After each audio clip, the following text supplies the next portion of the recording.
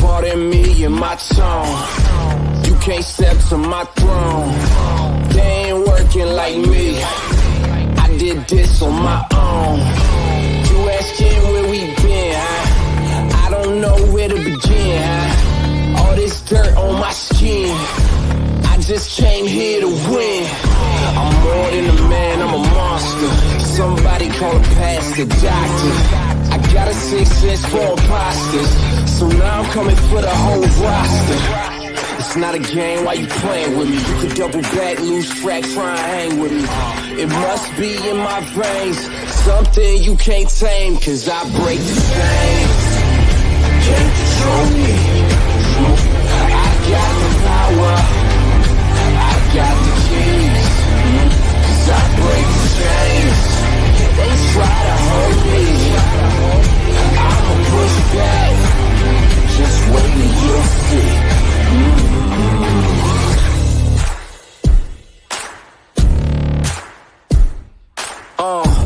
Please excuse me, your honor, but you can't hold me no longer.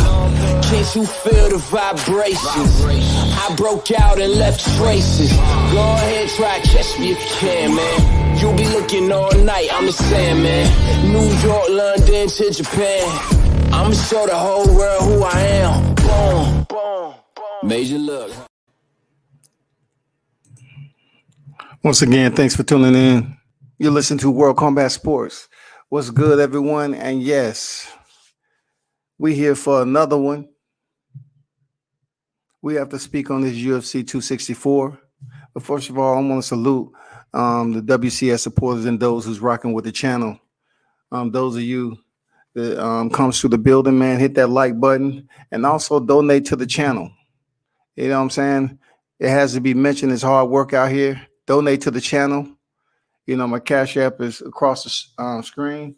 And also, you know, subscribe to the channel. Shout out to the ones who, you know, been putting the word out there about World Combat Sports, everything boxing and sports. I appreciate you. Money Brown TV, you know, Drew Titan. And those cats has been, you know, pretty much putting the light out there when so-called people were just overlooking it. Like, look, I'm used to doing lives and it is what it is. You know what I'm saying? I couldn't tell you. But anyway, I appreciate those brothers for looking out. And we're gonna get down to this obvious dilemma that's happened. You know, the ones who was wishing me well with COVID, you know, COVID tried to goddamn put me in the chains and shit. I'm doing much better now. I am. I'm getting there. I'm getting my strength back. I believe. You know, it's just a day-to-day basis to be consistent. Some days you feel good, some days you don't. But let's rock and roll with this boxing and MMA. So you already know, man. I know a lot of us was stamped in the chest, man, with a hook, a motherfucking sledgehammer, 12 gauge, however you want to do it, when we was up here expecting and wishing that this trilogy was going to happen between Wilder and Fury. We're going to touch on that. All right. But I'm going to get the UFC 264 out the way. Dustin Poirier went in there and fought Conor McGregor. You know, Dustin Poirier 28-6. I believe Conor McGregor's record was like 22-6 or something like that. It was a point in time that Conor McGregor had, you know, his loss in the octagon was at featherweight, lightweight, and welterweight. He had been subbed out in all of those divisions. For Conor McGregor, he felt that a submission really didn't validate him. You know, he kind of had that clueless syndrome going on of denial, where he didn't want to acknowledge being subbed out as someone, you know, defeating him. I think that came more so to devalue the Khabib Nurmagomedov submission loss and also the Nate Diaz loss. Check this out though. So he comes back into the fray, right? After making hundreds of millions with Floyd Mayweather. It took him forever and a day for the UFC to get this dude back in the cage. They finally get him into the cage for what everybody was anticipating to fight Khabib the Nurmagomedov, and he gets subbed out in 4. All right, Khabib subs him out in 4. That pretty much hands him his second loss in the UFC. He came over here with 2. And then he runs into Nate Diaz, who basically subbed him out in 2 rounds at welterweight division. All right. But after that, it wasn't like, that derailed his momentum because he was doing some legendary shit right there. He had already stopped Jose Aldo in 13 seconds and then went over there up to 170, which is unheard of. He went from 145, y'all. Went from 145 all the way up to 170 and had 2 fights at 170. See, this was upon a time where I had to respect Conor McGregor because he was doing some legendary shit. He did. No matter what you think about it, he did some legendary shit. The stuff, that you hear in boxing with people complaining all the time about moving up weight classes and shit. I remember Gary Russell was talking about moving from 26 all the way up to 47. And people was like, man, that's too much. He's too small. But what about Conor McGregor? Conor McGregor went from 45 all the way up to 170, y'all. Lost 1, won 1, dropped back down to 155 and fought Eddie Alvarez and stopped him. He became the first 2-division champion, simultaneously 2-weight champion in the UFC. So you take his loss to Nate Diaz, then he goes over there, loses the Floyd Mayweather, but that was in a boxing ring.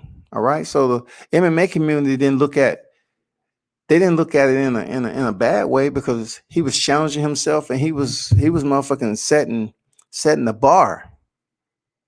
You know what I'm saying? Conor McGregor couldn't be touched when he did what he did. He couldn't be touched. And he did it all acting the way he did for this trilogy with Dustin Poirier. He has to be the villain. He performs better under the villain role. All right. But we're going to get to why his decline. What may be the primary reason for his decline? Andrew Charles in the building. What's good, man? I'm the belt. What's good? Salute to you. Conor acted like a tool after the fight. We're going to get to that. Absolutely. I agree. He acted like an absolute crybaby, man. A bad sportsman. And that's what he is, man. Just like Dustin Poirier said, he a dirt bag.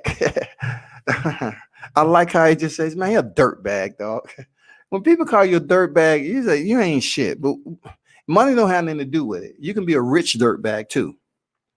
But getting back to what he was able to do, he came back and he fought Khabib and he lost. There goes a loss to Nate Diaz, and he goes a loss to Khabib, and look, he was a big part of situation that happened in MSG of him throwing a dolly and shit. His criminal activities outside of the cage, slapping a guy's phone out of his hand, rape allegations, sexual misconduct. All that shit was all Conor McGregor. All right. So when he finally had the opportunity to square off with his nemesis Khabib, he lost. But Khabib didn't let it go, man. He jumped the cage and he went out there and attacked Conor's freaking big mouth teammate, Dillian Danis, who the only way he's going to get into the UFC is by cornering somebody else because he's not that good. Real talk. He's not that good. So then Khabib Nurmagomedov off that one night. He's fined $500,000 for his role in jumping the cage and going out there and causing a melee. $500,000 while Conor was fined $50,000. Just incredible, right? So he takes some time off. from the Khabib situation. And we wondering, okay, when is he going to come back? Hold on for a second, y'all.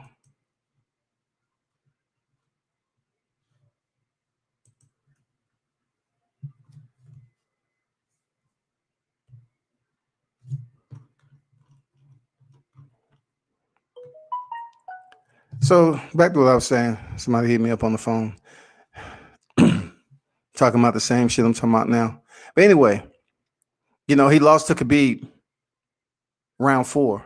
He comes back with Cowboy Cerrone, who I was telling people, Cowboy Cerrone, man, they just feeding this dude. He's food now. They just feeding him to whoever. He said he didn't really want to be there. And Conor goes in there and executes some shoulder strikes. And people act like they never seen this shit before. You know what I'm saying? So he stops Cowboy Cerrone in 40 seconds in round 1. And people just lose their mind. Oh, Conor's back. Conor's motherfucking back. Yes, sir. Conor's back. Man, they hyping this dude up. And I'm like, Donald Cerrone is just taking fights for a check right now. And Dana is willing to oblige him. It was just incredible that Conor didn't do anything no one else has done in the cage that was unique, different, brand new, refreshing, just something that was innovative when it came to strikes. But they gave him his love. They wanted to put him back out there.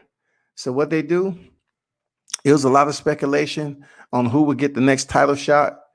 Since Khabib is retired, Khabib chose to retire, so they gave that title shot to freaking Michael Chandler and Charles Oliveira.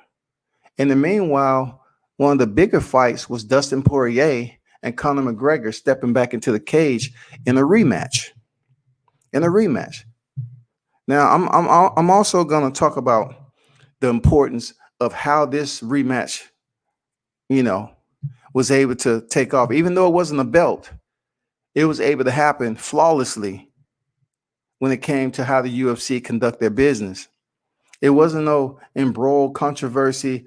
I don't know when this fight gonna happen. We don't know when that gonna happen. All the cheating and shit like that. You just don't see that shit going on in MMA. I'm just being honest. So Dustin Poirier steps back in there with Conor McGregor and blasting. He beat this dude down with leg kicks, something different than what we used to seeing. If you look at Dustin Poirier fights with Justin Gaethje, Anthony Pettis, Eddie Alvarez, he's been in there with some top names. He's 8-1 of his last 9 fights. So it was only a matter of time before Dustin, who only lost in between that, was to Khabib Nurmagomedov. It was only a matter of time before he gets his chance again. Like, he's not drinking. He's a clean-cut individual, sportsman, and he represents MMA accordingly. So he went in there and dogs Conor McGregor, beat him down, definitive freaking knockout win. And people are still looking at like they don't want to give Dustin Poirier's props. It's so weird.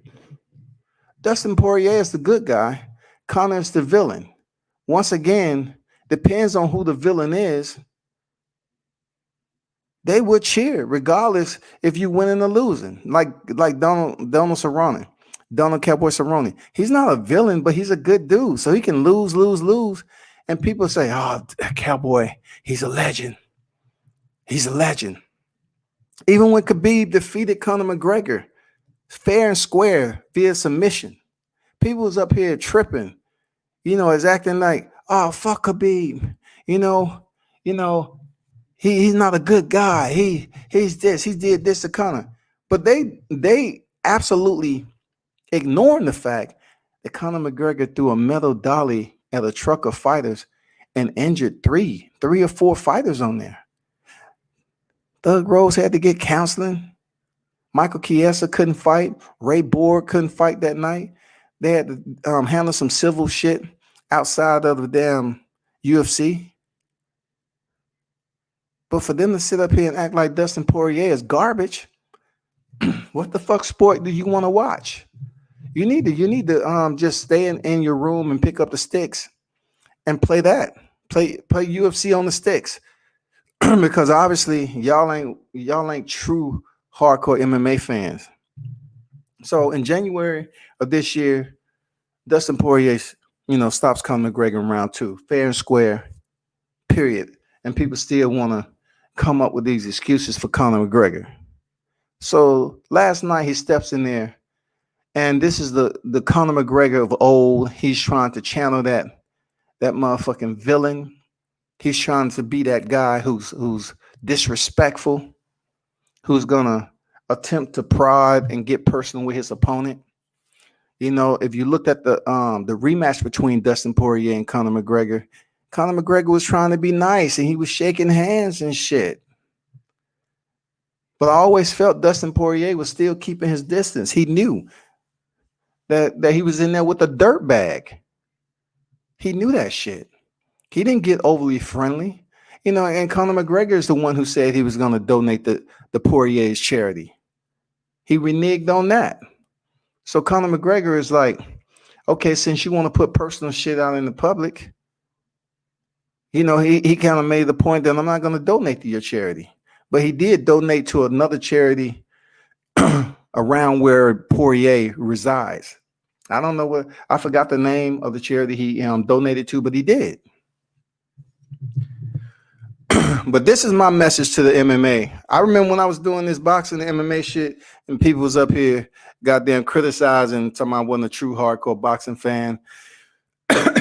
Guess what, y'all?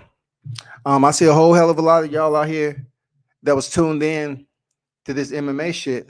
I see a lot more y'all out here trying to talk this mixed martial arts now. Salute to you. I try to tell you, don't put all your motherfucking eggs in a boxing basket. MMA is here to stay, and it's a lot to talk about when you have trilogies like this.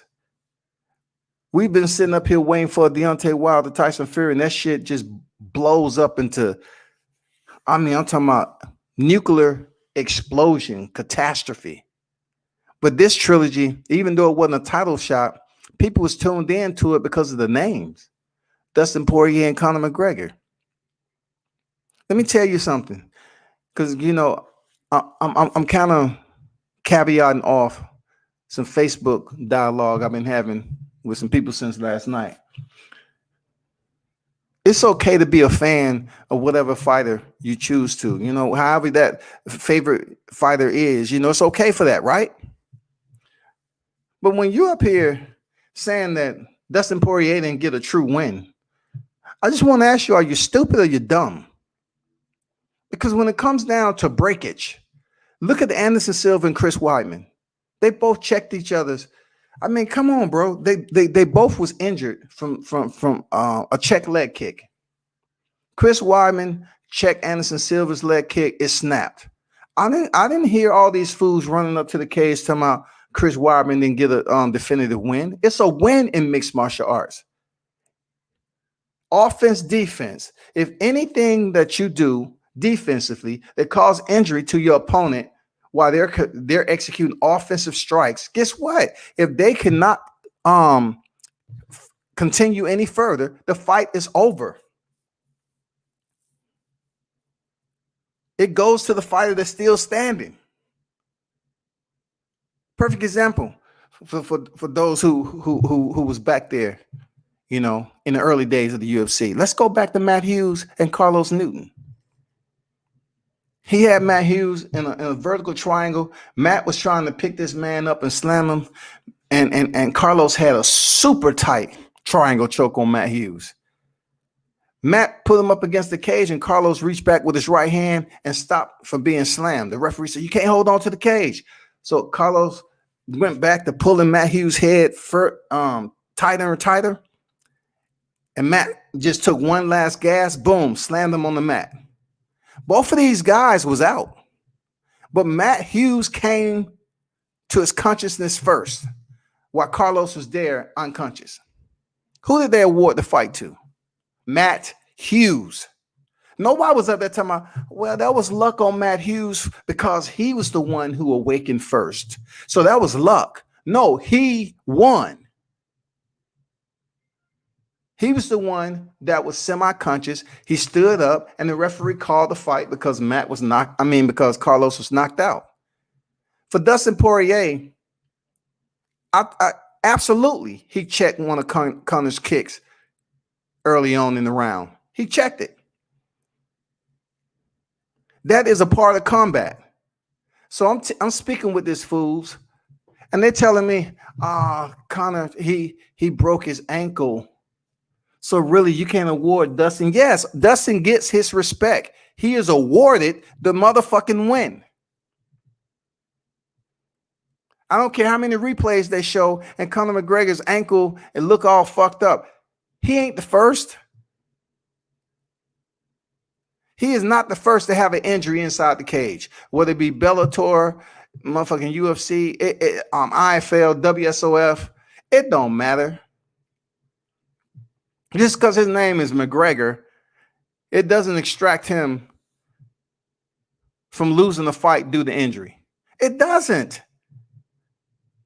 Now let's talk about his bitch assness at the end of the fight. He had made all these threats talking about he was gonna, have Dustin Poirier stretched out, carry out on the stretcher and everything. And once again, Conor getting personal, bringing Dustin's wife into it and all that. Even when he was over there with a broke ankle, he's still talking shit. He's still up here making threats. He's gesturing the gun to the head and all that. Some of the people that I've witnessed in life all over the world, some of the people that I witnessed in life who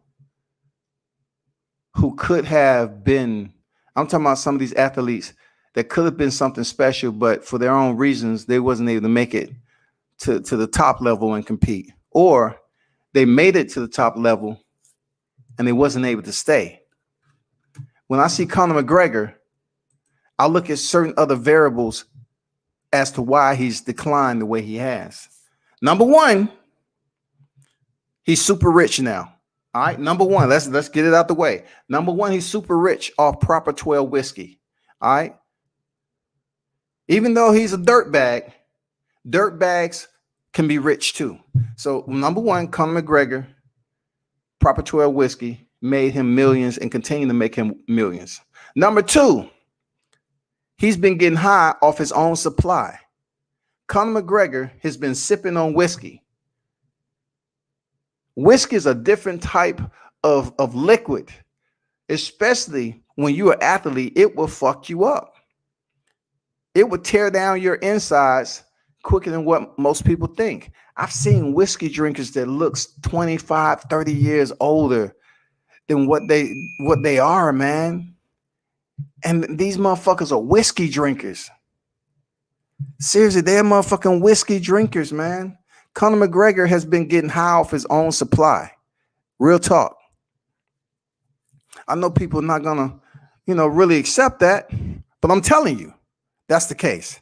Number three, it's been said that, Conor McGregor was dabbling allegedly with cocaine and stuff like that. Now here we go again. When you say cocaine, people's like, oh man, don't make those accusations. I say it's public record. It's fucking public record that Conor McGregor was enjoying the high life of his riches. He's been enjoying the high life, bro. He want to put it out there. What's going on, big dog? How you feel, man? Salute WCS. I used to like Conor, but he's not the same. His personality changed from being funny and inspiration to just being evil and dark. We're going to get to that. We almost there. We're going to get to it. I have to say this about Conor McGregor, though. He's been getting high off his own supply, and he can still come in decent shape aesthetically. But internally, when you're drinking all that whiskey and you have an unlimited supply, you just can't say, well, it's time to get dry. I got to fight to train for. It's time to dry up. It doesn't work that way, man. Whiskey is different. And people need to understand that Conor's sobriety is a big part, and his, along with his riches, living that high life. That's a big part of his decline. Dustin Poirier is living a clean life. He's eating clean, training clean. He's a good guy. You know, in between fights, he's not sitting up here partying all the time and getting fucked up. No, he understands what his main goal is. He hasn't reached the pinnacle like Conor McGregor yet. You know, even though he was able to defeat Max Holloway for that interim title, he hasn't reached that lightweight championship where he can say, I am the reigning, defending, undisputed lightweight world champion. He's waiting for that. Conor McGregor was just another stepping stone. I told him, man, my prediction was he was going to go in there and defeat Conor McGregor, and he did. You cannot discount the fact on how the fight played out. He beat his ass. Let's not act like he wasn't beating Conor's ass before the injury. He was beating Conor's ass again. He was beating Conor's ass again. Conor was getting his ass beat again. So since he found himself in the same position as he did in the rematch when the fight was called, now we get to the comments. Now we get to Conor McGregor over there with a fucked up ankle. And he's yelling and screaming just like a wino. I know I'm speaking to some adults that you know, they in them cities or those little pockets. Well, you know how you walk down the street and you might see this alley. You already know what's in the alley. You know, you got bums over there. You got motherfuckers doing drugs and all that. But you remember, it still happens periodically. But do you walk past those alleys and you hear that wino?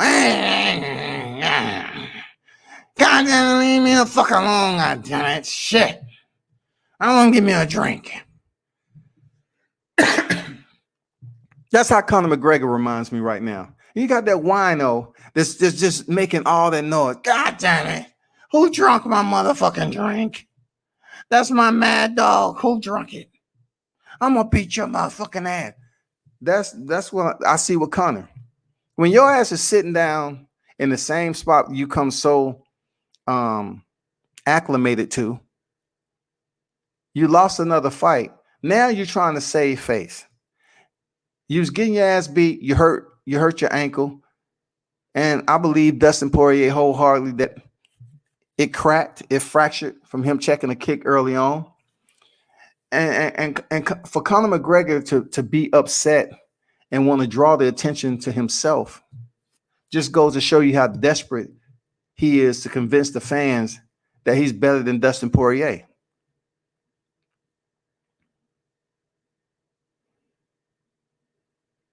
Like, this is so far removed from the first time they stepped into the cage.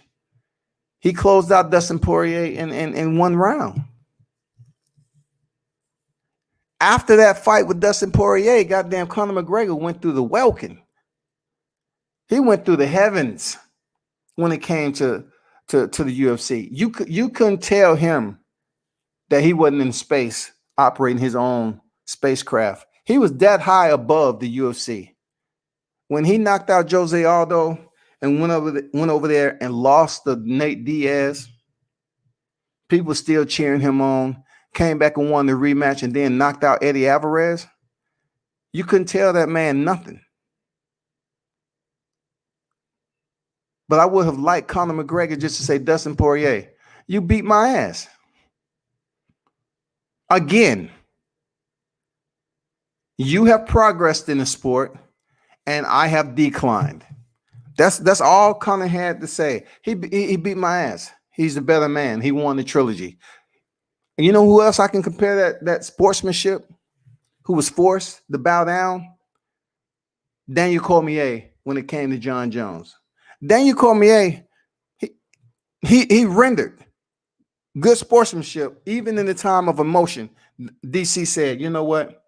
How can it be a rivalry when I lost two fights already? How can it be a rivalry? It's not. You know, I'm down 0-2. And he just basically gave John Jones his props. He beat him, even though, you know, John came back and his test came back and it was ruled a no contest due to the drugs and shit like that. He still beat DC, two of they supposedly blossoming trilogy. So John Jones shut that rivalry down. In this case right here, you had Conor McGregor winning one, Dustin winning one, which brought us to last night. And Dustin Poirier went in there and beat his ass and won fair and square, period. Fair and square. So those of you that's up here talking about he injured his ankle, this is mixed martial arts, baby. If you can cause an injury of your opponent while they're in the process of delegating a strike, and you cause an injury to the point where they cannot continue, this ain't boxing. They ain't going to the scorecards. You lose. It don't matter if it's your fist, your elbow, your shoulder. It doesn't matter if it's your knee, your foot, your ankle, ribs broken. If you cannot continue, the fight is over and you lose. I think people really need to understand how this game works over here in mixed martial arts. This is not one of those deals where, it's only the second round. Let's go to the scorecards. That's not the case, bro. Get that man his props. Dustin beat Conor McGregor's ass. Conor needs to go back and do what Conor does, what rich people do. Period. That's it. You got enough money. You got hundreds of millions. Continue to sip on your whiskey, and if you choose to come back, then come back and fight somebody outside of freaking Dustin Poirier. But he done beat your ass twice already. Now let's address how someone like Conor can still have these fans on his side, and it's a deranged infatuation, right? It's very deranged because Conor McGregor is losing. You know what I'm saying? He's losing. So when Dustin Poirier has his post-fight conference where you're supposed to be goddamn cheering this man, they trying to treat this man like Alaquinta. What did Alaquinta tell the fans? You booing me? You booing me? All of you can kiss my ass. So what Dustin Poirier said, y'all, to all y'all that's booing, he basically said the same thing. I don't know if he said you can kiss my white ass or you can kiss my whole ass or whatever. It's weird because Alaquinta is a good person and Dustin Poirier is a super good dude. But you have people up there booing him all because he said he checked a kick and he pretty sure that the break came early in the round where he checked Conor's kick. Now, did you hear the cheers when Conor McGregor was attempting his failed submission?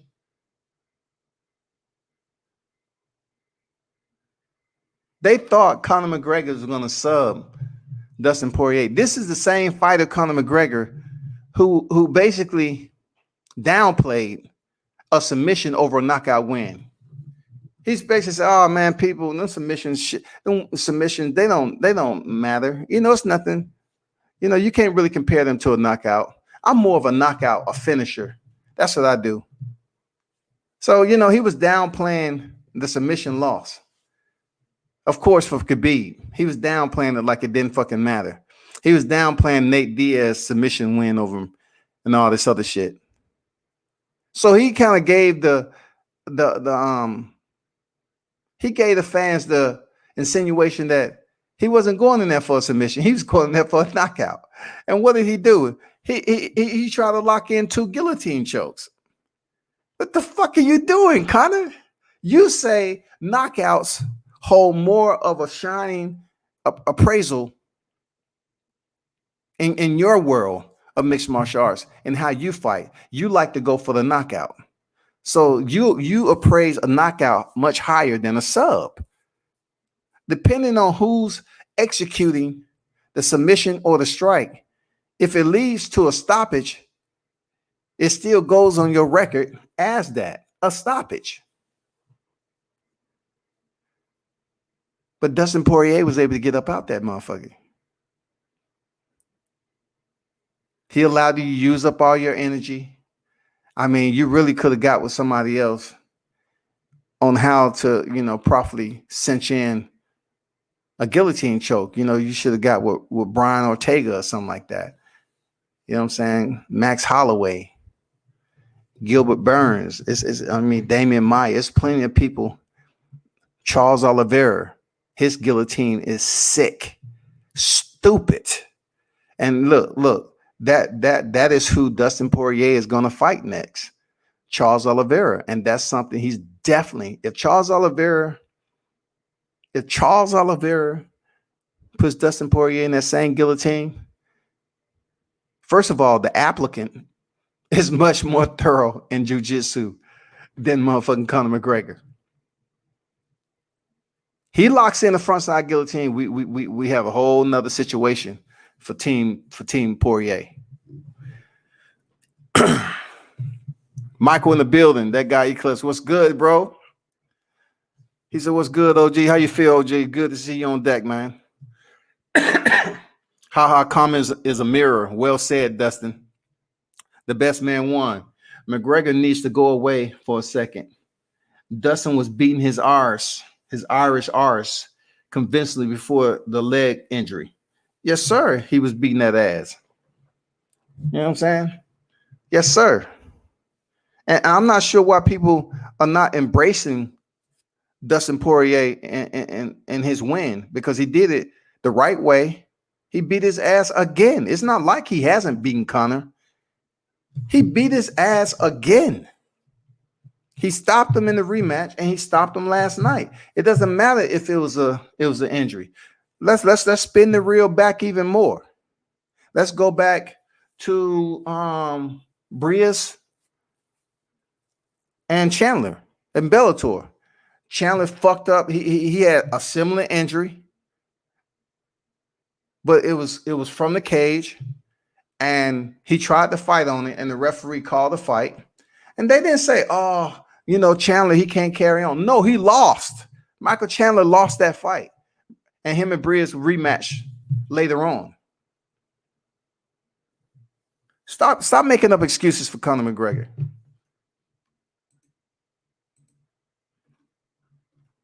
I don't want to hear it. Stop making up excuses, man. Stop making up freaking excuses. There's no need for it. J8 in the building. Man, I ain't even see the fight. Carlos Condit done turned into a gatekeeper.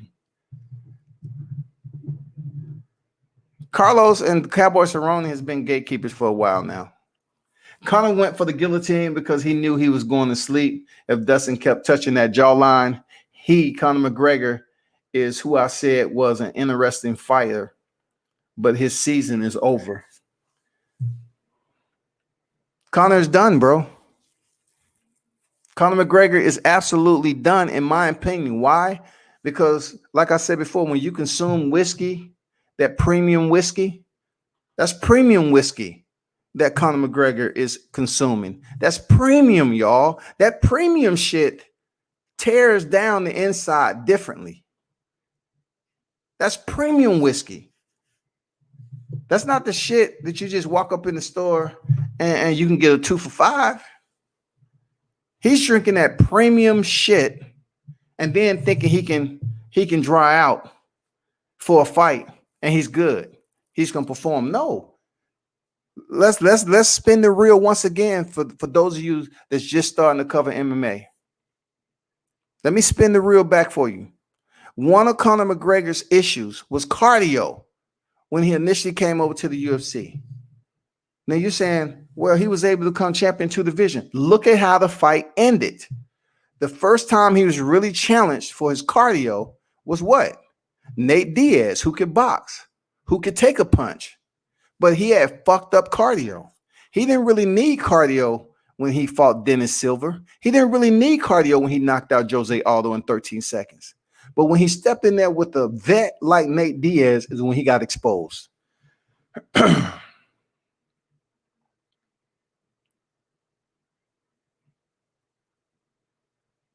How can you boo Poirier horrible MMA fans. Yes, sir. How can you boo a good guy like Poirier? Well, I'm gonna tell you, that's a big part of the MMA community, man. Serious, that's a big part of them praising the villain. If it's Conor McGregor, John Jones, listen, when John Jones was off the scene and DC took over, they was cheering DC. But time John Jones returned to fight DC, they start booing DC for no reason. They was booing him for no reason. What about Kamaru Usman? Kamaru Usman was getting booed when he stepped in there with Tyron Woodley. He was getting booed. Now that he's actually earned that respect from the fans, now they cheer him.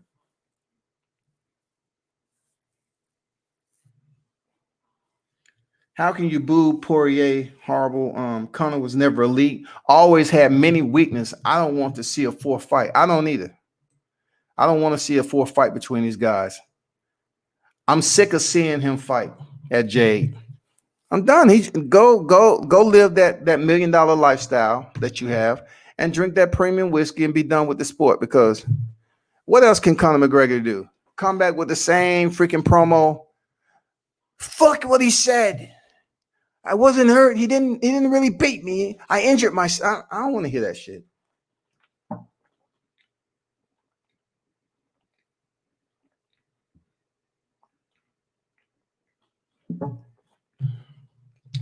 I don't want to hear it, man.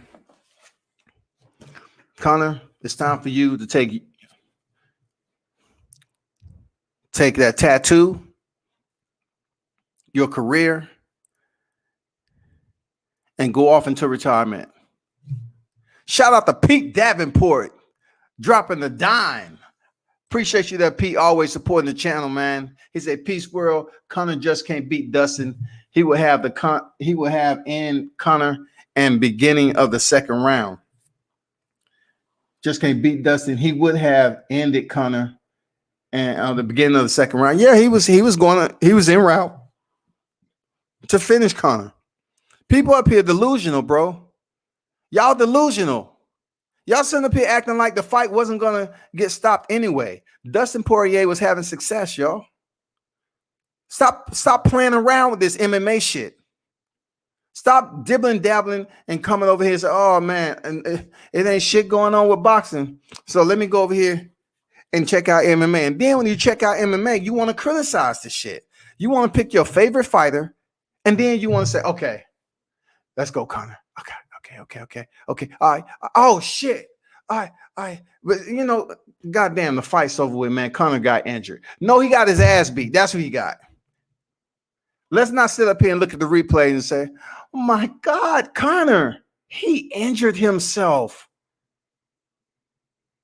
That's not the way Dustin really wants to win. Conor injured himself. No, motherfucker, this is mixed martial arts. Your defense can be your offense.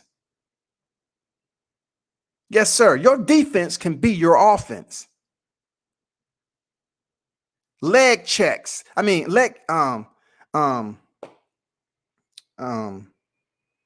how you put it? Checking a kick, whether it be checking a punch, like blocking a punch a certain way. Checking leg kicks. If you check someone's leg kick and it snaps, who wins? The person who checked the leg kick. Let's just say the one who delegated the kick is checked. And somehow, some way, the person who was kicked is injured and can't continue. Who wins? The person who executed the kick. That's how it goes, people. I appreciate you there, Pete. Real talk. Thanks for the support. Much love to you, bro. Jay said the guy eclipsed 300, right? I think Conor was on more than alcohol. I think he was doing cocaine. And you can fool yourself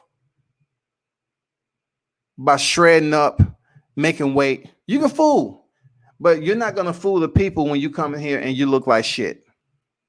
You're not going to fool the people. The people are already on board. They can go ahead and cheer you, you know, and goddamn your ring walk. And of course, they love, you know, when Conor does his ring walk, and we're talking about a packed arena, natural fan reaction. That's Conor McGregor's element, y'all. That's his element. People treat Conor McGregor when he walks down to the cage and he's just coming off a loss. People treat him like he's still undefeated. They treat him as if he still has belts. It's incredibly delusional to think that we live in a world where we can just observe someone competing. We can see they rise to the top, and then we can witness their fall. Some people are motherfucking excoriated for losing. But then you have people like Conor McGregor. When he loses, people treat it as a win. Motherfuckers are goddamn jumping out their seat. Don't worry about it, Conor. Come back. Come back next time. Bigger, better, stronger, Conor. I ain't never heard no shit in my life. When Conor loses, motherfuckers are cheering. This is when it comes into play with Conor. You know what? We shouldn't be so harsh on Conor because that's part of the sport.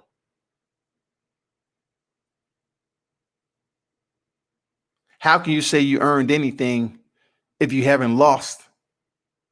Losing is part of the game.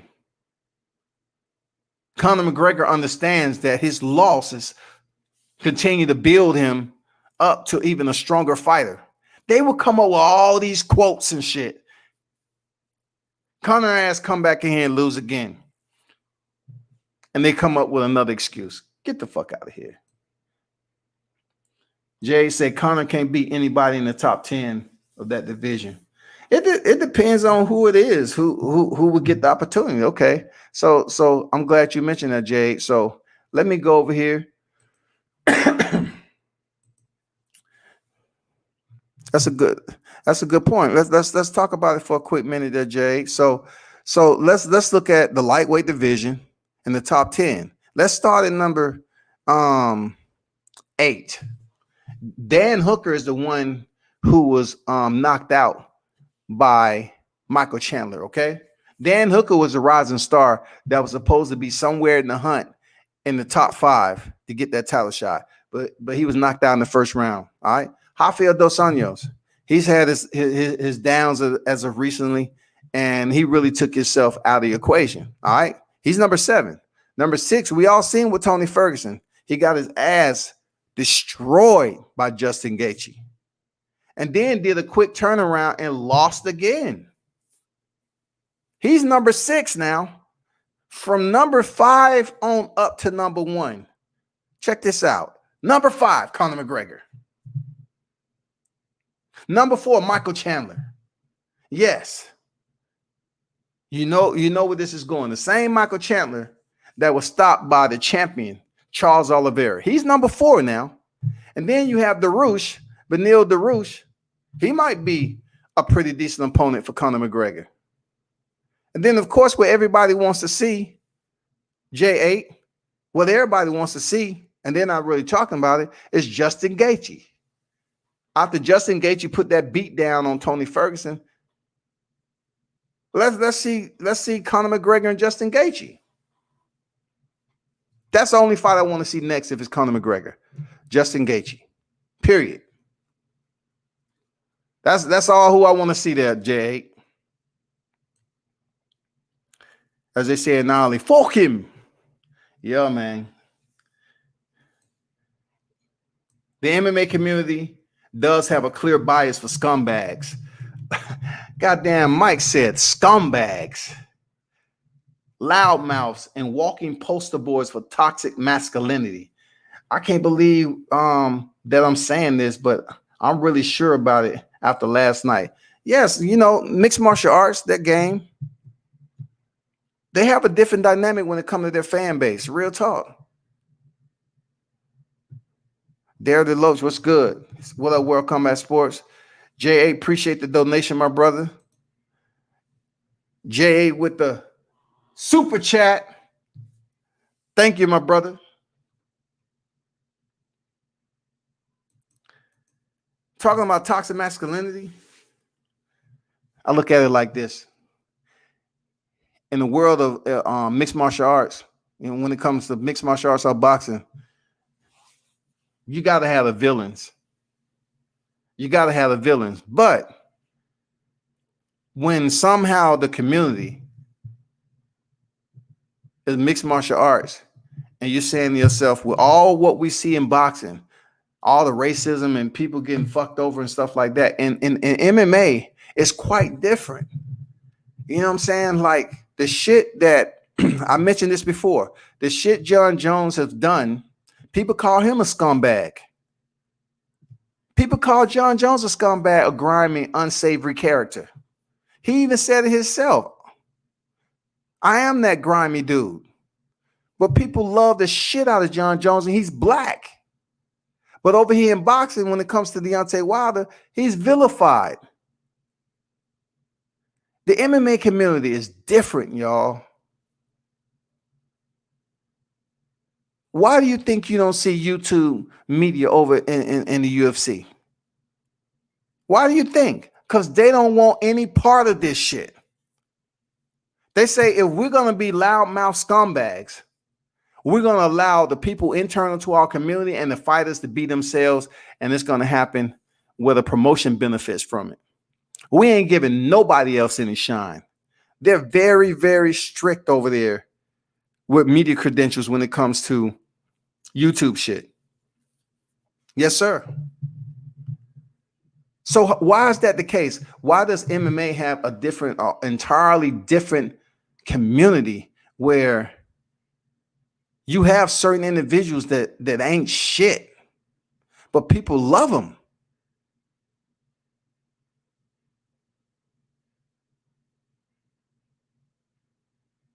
It's different than being a villain, man. You know, in MMA, it's different than being a villain over there. Like, I'm talking about you do some fucked up shit over there, according to what you've done for the sport. Man, when you walk through that door to the ring walk again, people are like, yeah, welcome back. It's good to see you back. We love you. Let me go over here and go through some shit right quick. It's just unbelievable, man. The atmosphere, the energy that goes on over there in mixed martial arts. You know what I'm saying? Right now, we're talking about the UFC. Just look at the way Demetrius Johnson, when he was reigning at 125. This man defended his title 11 times and broke Anderson's silver record. He's black.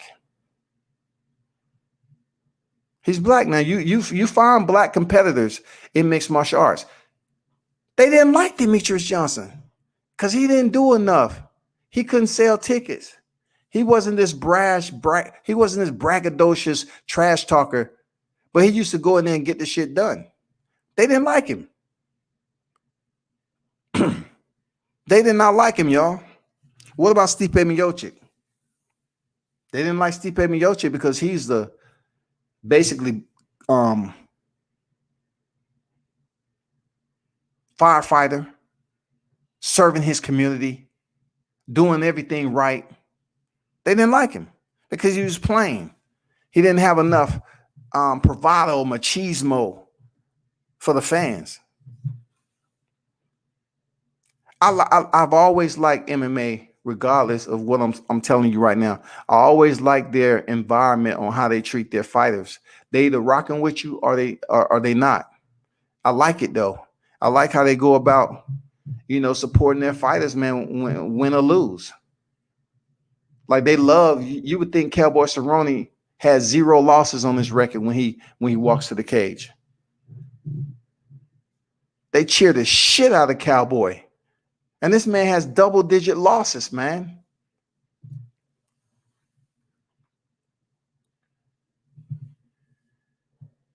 Another thing about what I like about mixed martial arts is the fact that these fighters be getting knocked out and they can return back to the square once again.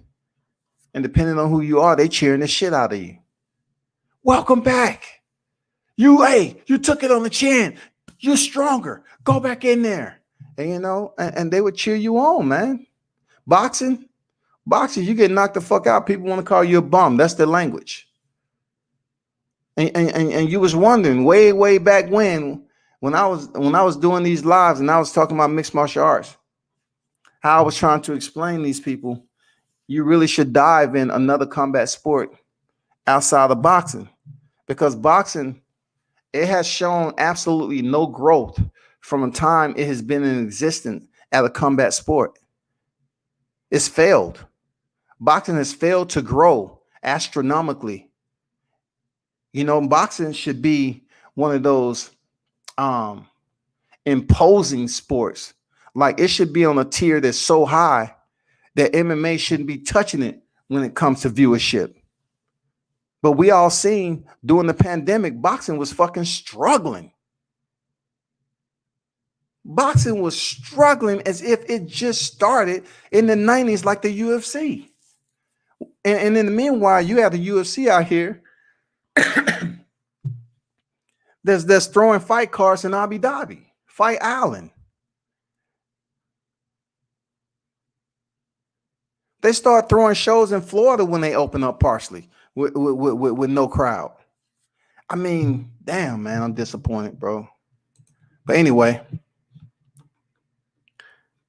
he said, Dan Hooker stops him. J8 Ferguson is a toss-up. Tony Ferguson is a toss-up to who?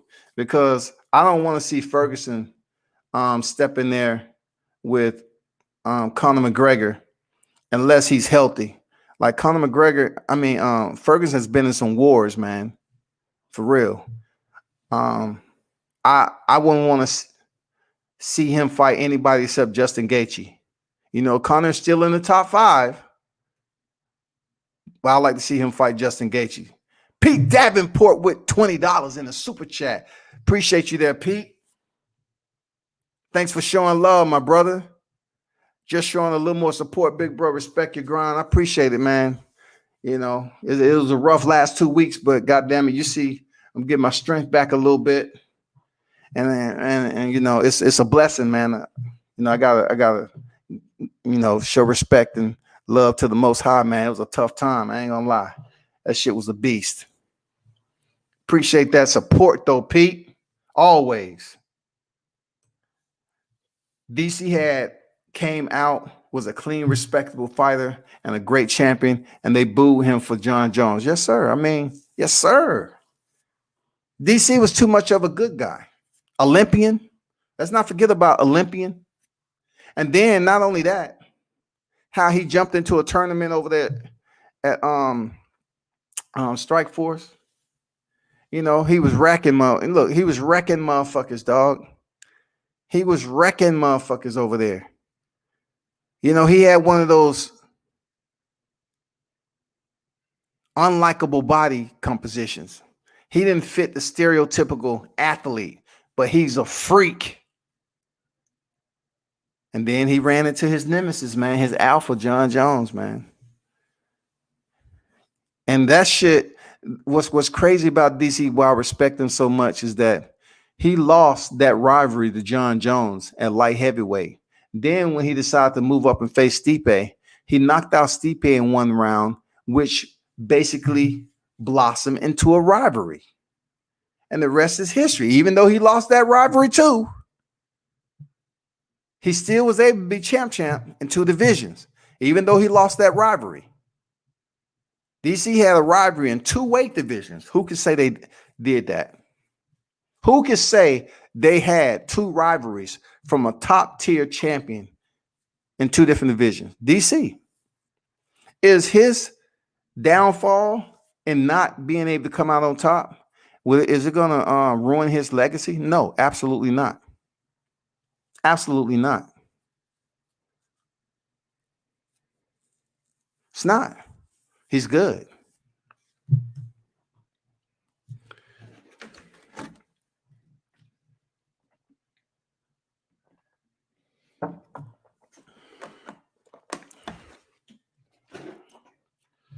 I just laugh. I don't ask myself at my age, right? I don't ask myself why the numbers are the way they are when I'm doing these live, because I consider myself very knowledgeable in boxing and MMA. I guess I'm at a point of not giving a fuck. You know, I'm not. Listen, I can talk MMA with the best of them on here, and I can talk boxing with the best of them. I never once was a competitor like that on this YouTube shit. But the fact that people choose not to listen to knowledge for what is for food for thought is just incredible. You know what I'm saying? People tell me all the time, man, your numbers should be high. I say, yeah, I agree, but I'm not the one out here goddamn lacing up some tennis shoes and shit and going on a run trying to figure this shit out. It's not gonna happen, people. You know what I'm saying? I talk about shit as I talk about shit. But for those of you that pass by the window and don't want to tune in because it's mixed martial arts and boxing, cool. I will continue to fuck with the ones who drop in on a consistent, the ones like Pete, Michael, J8, you know what I'm saying? Big Dog, and everybody else. I told you, I appreciate you. I appreciate you. I just mentioned that because somebody had dropped some in my inbox, and I was trying to explain to them. I say, man, I just love covering MMA and boxing. Period. I'm not gonna do all the extensive videos. I spent 20 years doing all this shit in the military. I'm not at that point to come on YouTube and just try to prove to people on what I know I'm very knowledgeable in. That's all. So those of you that come over here and fuck with me, I salute you, man. Appreciate your service. Appreciate you pulling up and supporting the channel. Let's talk about this trilogy failure between Deontay Wilder and Tyson Fury, yo. Are you as disappointed as everybody else is that was wishing and hoping? Like, we have two different groups of people that's disappointed. You have the ones that was disappointed because they was going for Tyson Fury. They felt that he'd come out the victor again because they just didn't want to show any type of favoritism to think that Deontay Wilder can go get his belt back. And then you have Wilder fans who was pretty much, I mean, I'm talking about, we were ready for this fight. We was motivated for these days to tick away and go in there and support the champ on July 24. It was so much energy invested in this fight to go down in Vegas. Incredible. It was an incredible amount of energy and time and streams and conversations for this fight to happen. And this is why I love covering MMA and boxing, because to me, I wasn't let down as much because I don't put all my focus on boxing. I'm used to seeing boxing do some bogus ass shit like this. Like, you seen a trilogy take place in the T-Mobile Arena, which was Dustin Poirier and Conor McGregor. It wasn't no scandal. It wasn't none of that shit. It went down and it happened and it concluded the way it did. But boxing, they come up here with, man, you have so many other entities. Oh, the fight's gonna happen. The fight's not gonna happen.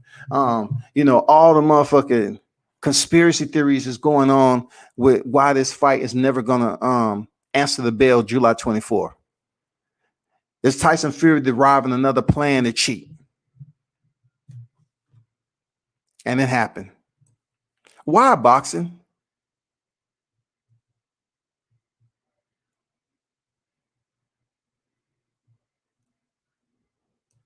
Why do you continue to disappoint the boxing masses? Why are hardcore boxing fans not calling out boxing for what it is? They're consistently dangling us on a string of interest as if certain fights are going to happen, and they never do. When I say they never do, they never happen when we want them to. Prime example, Errol Spence and Terrence Crawford.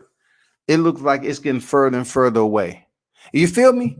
Like, this shit with Manny Pacquiao, 1 minute he was going to get reinstated and the other minute he ain't. So therefore, being that Errol Spence was up here saying that I'm on the verge of unifying the welterweight division. How now? You got to go way around. Who's going to get the shot now? Who's going to get the shot? They're not going to reinstate Manny Pacquiao to the WBA Super. So who's going to go after Ugas? Who? How is this playing out? Explain to me this Rubik's Cube. Those of you that's able to finish it with your eyes closed, because that's exactly what boxing is right now. It's like a Rubik's fucking cube, dog. You think you have all the colors about to line up, and then there's one that's missing. It's so fucking disappointing to continue to hear this shit. The shit that happened with now, you got boxers, right? Who else is going to do it? You got boxers blaming COVID.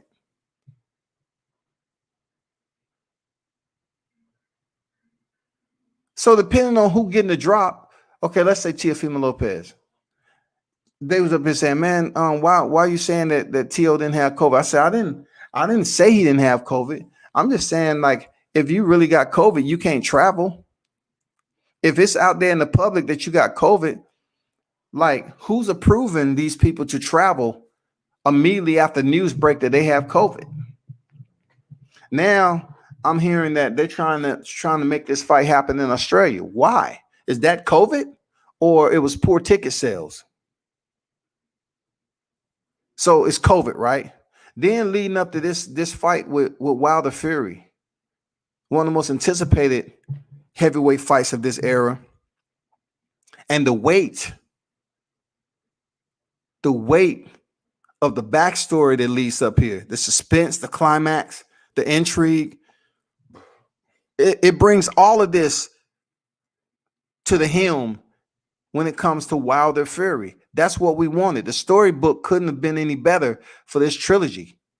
That's, man, so many reservations was made.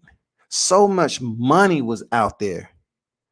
People was putting in at their jobs saying, okay, I'm not going to be here this date, this Thursday. I won't be back to Monday, this, that, and the other. But everybody was loading up. Wilder fans was loading up to support. And then Fury, all of it takes, as much as I don't like Eddie Hearns was right. Eddie Hearns said the fight wasn't taking place July 24. In this particular scenario, he was right.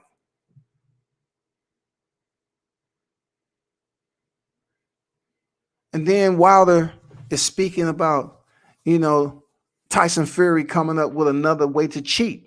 Sure enough, this motherfucker came up with another way to cheat. Isn't the deadline September for these two to fight? I'm going to tell you like this. Don't take us all the way out to this next fight date and you don't step in the ring. You just was wasting time. What point was it? You trying to see what happens once again. Let's talk about the same bullshit with Fury.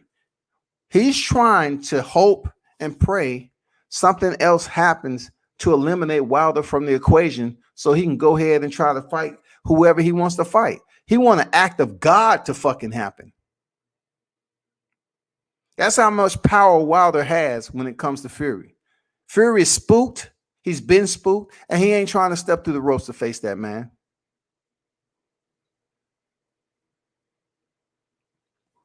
But can I ask y'all a question, though? I want to ask y'all a question.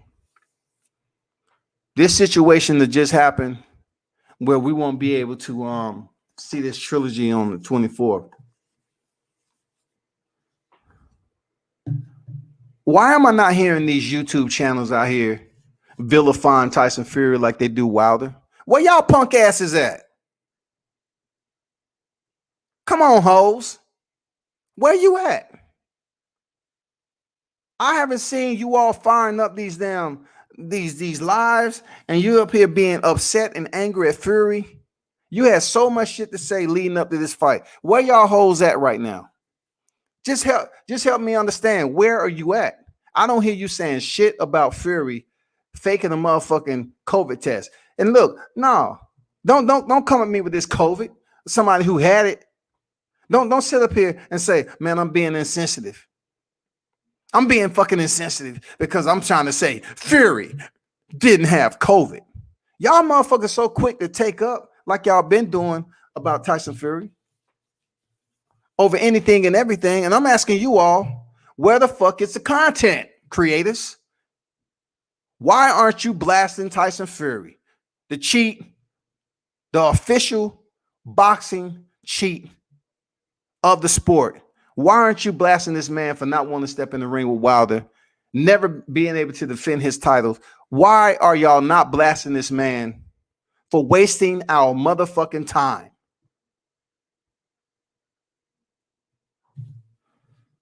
Where y'all hoes at? Y'all have so much to fucking say, dog. Y'all have so much to say when it came to Wilder make up excuses. And he don't have shit to do with this right here. He had nothing to do with the cancellation. Why am I not seeing these same channels saying, you know what, Fury, I got to call it for what it is, man. You fucking around with us. I got to call it for what it is. You fucking around with us. I don't appreciate that. No, these whole ass niggas, they refuse to jump on live and call it for what it is. But you have 50 excuses that you want to place on Wilder. You just want to create shit. He did too much dancing on his property. He wasn't taking the fight serious. You know, it's in his best interest that the fight was delayed, because I think Fury would have went in there and gave him much more of a beating than he did before. He was dancing too much with Malik Scott. They wasn't taking training serious.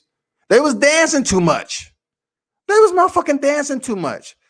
These motherfuckers are creating all these damn negative ass these pushing these false ass narratives, man. And I don't hear hardly any of these motherfuckers holding Fury accountable. That's fucked up. I fear my guy Jorge could be on the same trajectory as Conor if he doesn't get back to being hungry. I don't know what to say about that guy. Real talk. I'm not surprised that Fury ducked him, but COVID though, man, for real, dog. Pete with the half a hundo. Hey, appreciate you there, Pete Davenport. Man, y'all show some love to Pete, man. I appreciate you there, Pete. Pete's the first subscriber, man, to ever donate 50. You know what I'm saying? It may not mean nothing to y'all, but it does to me. I appreciate you there, Pete. Real talk, man. Salute. Much appreciated. Pete Davenport with the donation in the super chat. Salute, my brother. Much love to you. Showing more support to the big bro world. I remember saying you months ago, you rather have a few loyal people than 200 no good followers. Favor coming your way soon for your dedication to not watching numbers and continue to grind. Man, you ain't never lied, man. That's true words right there, Pete. That's true words. I don't get it. But the one, look, the entire factor that's important is this live chat. Fucking with the ones that's been here for the longest, and it may not be, you know, well into the 100. Okay, I got it. But I know damn near verbatim of the cats that fuck with me in this live chat. That's fine. I'm good. I'm solid. I'm solid, man. You know what I'm saying? I know the ones that drop through all the time. I'm familiar with them. I appreciate y'all, man.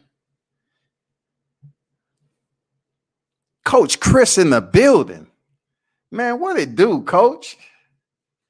What is up with it, man? Hopefully all is well, man. Shout out to Coach Chris, man. Fury has held the sports hostage for years now on the back of a win against the old Vladimir and a questionable win over Wilder. Other than that, it's all about the ring antics. Coach say boxing is looking super shady. I wonder if this judge would stand for his word being disrespected. Hey man, this you talking about the arbitration judge? Fury needs to get to Europe ASAP and get on the good wild boar meat. Yes, sir. He need to go find that good premium boar meat, uncastrated.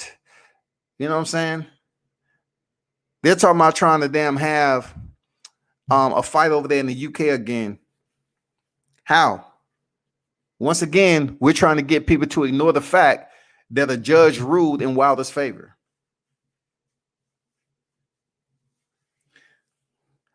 This cloud is so thick, man. That motherfucker raining racism. That's the only other way you can look at it.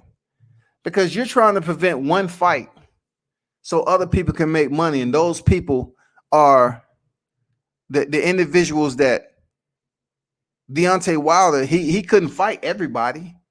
Deontay Wilder couldn't fight everybody. He had to think in the back of his mind some shit was gonna pop off the wrong way last February. He had to know, but he just couldn't create a motherfucking National Guard to find out what it was. He knew something was going on. His suspicion, man. He probably sat there plenty of times in the comfort of his home, say, God damn, I know some shit is wrong, man. I just can't figure it out. Come to find out, water tainted, gloves fucked up. They came in with the master plan. And now he can't even get back in the ring to even compete to get his title back. They trying anything and everything. Yeah, he won the arbitration, but it's some motherfuckers out there saying like, okay, so why Eddie Hearns keep on trying to push Dillian White in the equation again? This is blatant, man. This is some racist shit that's going on in boxing, trying to keep Deontay Wilder from getting a chance to win his title back. You know what I'm saying? It is, bro. It's disgusting. It's disgusting, period. It's disgusting, man. It's straight up and down like that.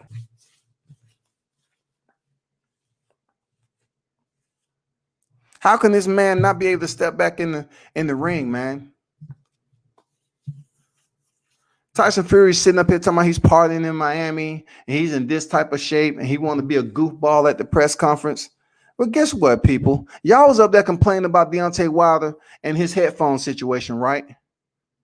But y'all was open ears to the buffoonery that Fury had going on. What about this motherfucking clown now? What about him talking about he had COVID and now the fight is postponed?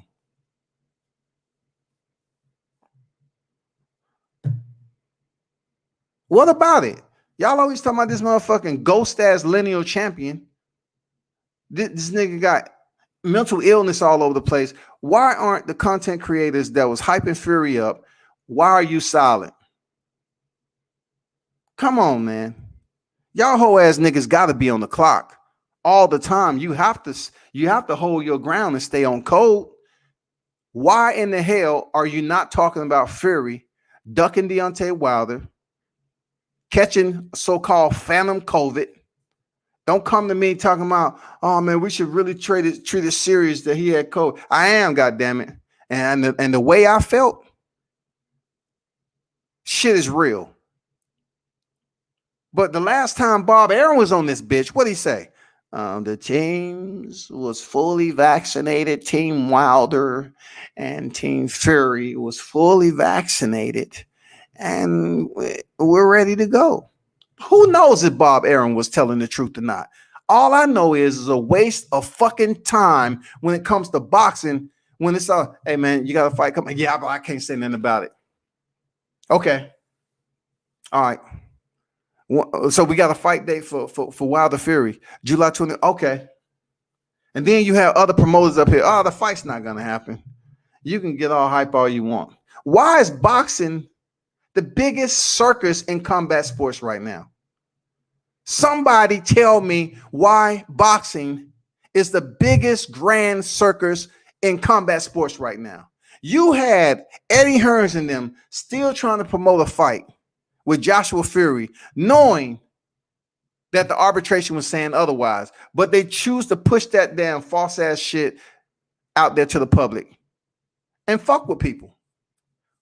Why is boxing able to get away with this over and over again?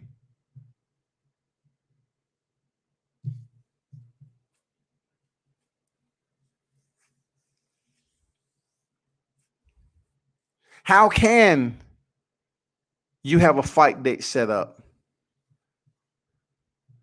Teofimo June 5th, Floyd Mayweather June 6th. How can you have already Triller establish a fight date on the 5th, already there, and Floyd without any promo, anything, he just slides in there on that Sunday, and now boxing is reeling to try to get this Kambosos and Lopez fight.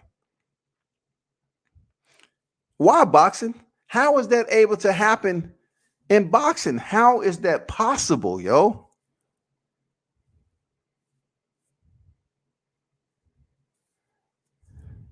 It's so many questions we got, man. And you know what? If y'all want to be that abusive, that abused mistress that continue to get her ass beat but keep on coming to the show with the same smile on her face, I feel so good. Thank you, boxing, for beating my ass again. I appreciate you. That's the energy I'm getting. Like, people are becoming battered fans. They're so used to boxing hitting them over the head with some shit. They getting used to it.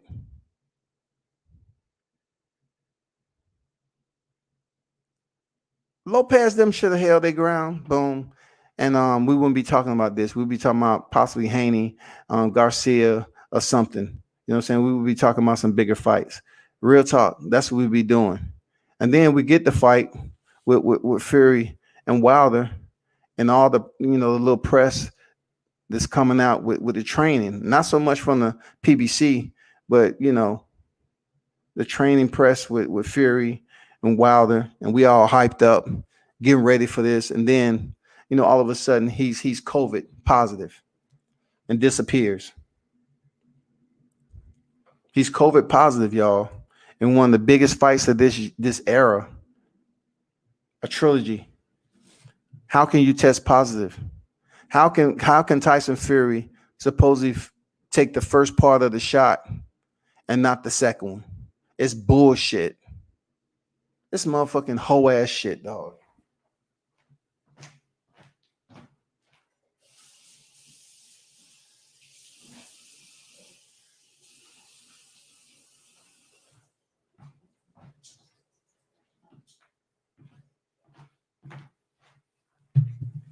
You want to hear something? Boxing on some hoe ass shit.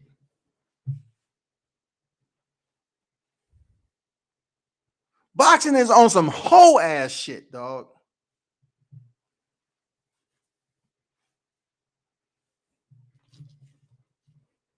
There's no other word to describe what boxing on right now.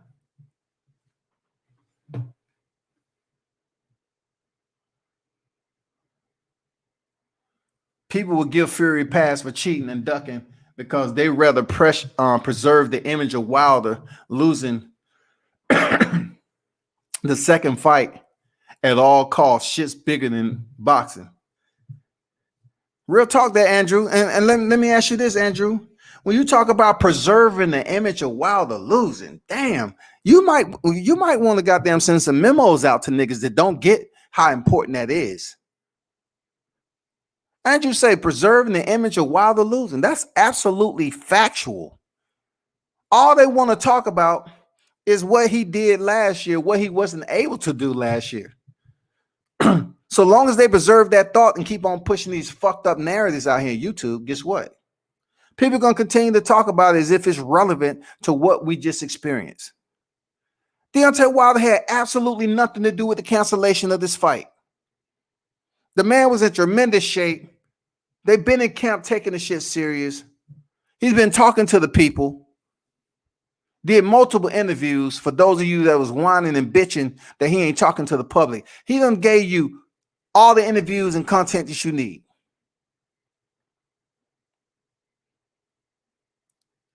And one thing he mentioned that was damn spot on. Deontay Wilder said that Tyson Fury was trying to derive another plan to cheat. He was trying, what is he going to do? I'm thinking he's going to cheat. What is it? What is it? Sure enough, it's cancellation. He supposedly got COVID and all this other bullshit.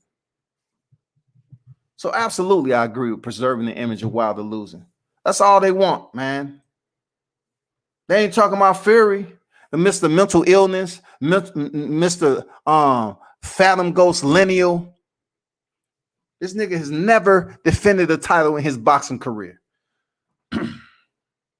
Right, WCS, they still talking about Wilder's so-called excuses, but how many excuses Fury got when it comes to getting in the ring? You tell me, man. We need to send some of these hoes that was on YouTube with a clipboard and shit and try to get a petition, because you're not keeping the same energy that you kept when you was dogging Wilder out for his words. You know, when you was up here thinking that Joshua Fury was actually going down and it didn't, you want to come and reverse some shit. Now Wilder is being block squad. They coming up with all these other names. Now he's holding up boxing. How the fuck can somebody hold up boxing if the entity of boxing has been in existence for decades? The growth supposed to be on a whole nother gargantuan level of notoriety. Boxing should be at such high a royalty, nobody can fuck with it. It's been around too long. It's too many names that's associated with the sport throughout its history. Boxing should be in the heavens, man. There should be an idolatry that boxing sits on top of, that no other combat sport can be able to fuck with it right now. But that's not the case, because you can get you can have a huge fight such as this on the horizon that a lot of people now they was trying to say that the tickets weren't selling the way they're supposed to. Now, people don't believe that shit, because people are showing up to this fight.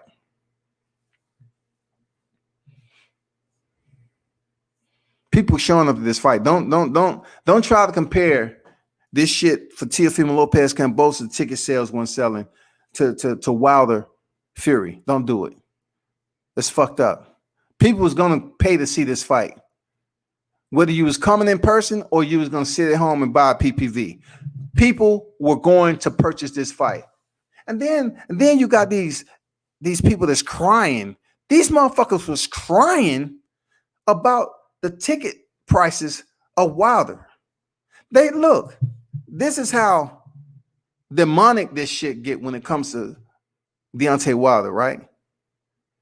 They're crying about the ticket prices of the nosebleeds, right?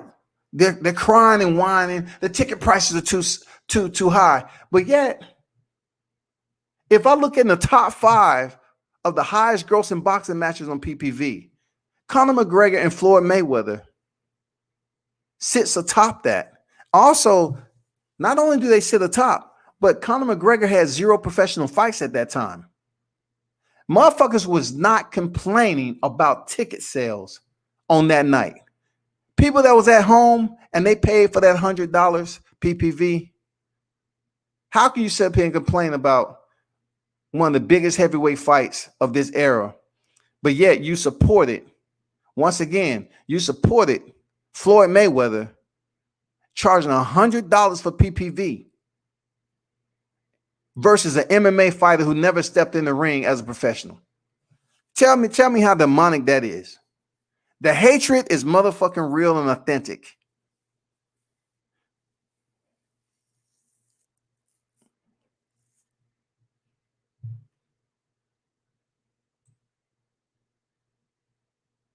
The clown showed no respect for his fight from the moment the judge made the ruling.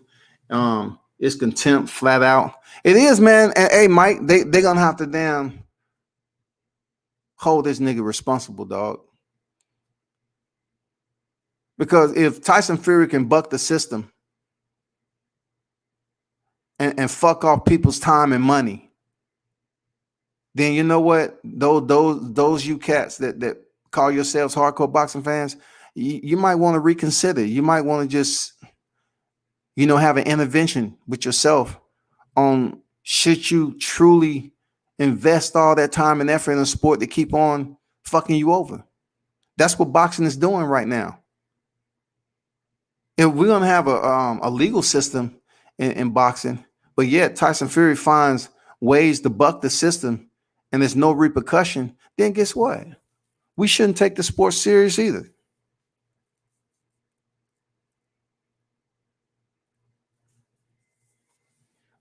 Some of y'all getting the battered fan syndrome. Y'all keep getting y'all ass beat by boxing, but you keep on showing up because you just hoping and hoping and hoping. So you can get your ass beat most of the year, and then they give you a good 2 fights out of 12 months, and you happy with it. You ever notice how the language with boxing fans? Well, we got 2022. Hopefully we can get this fight.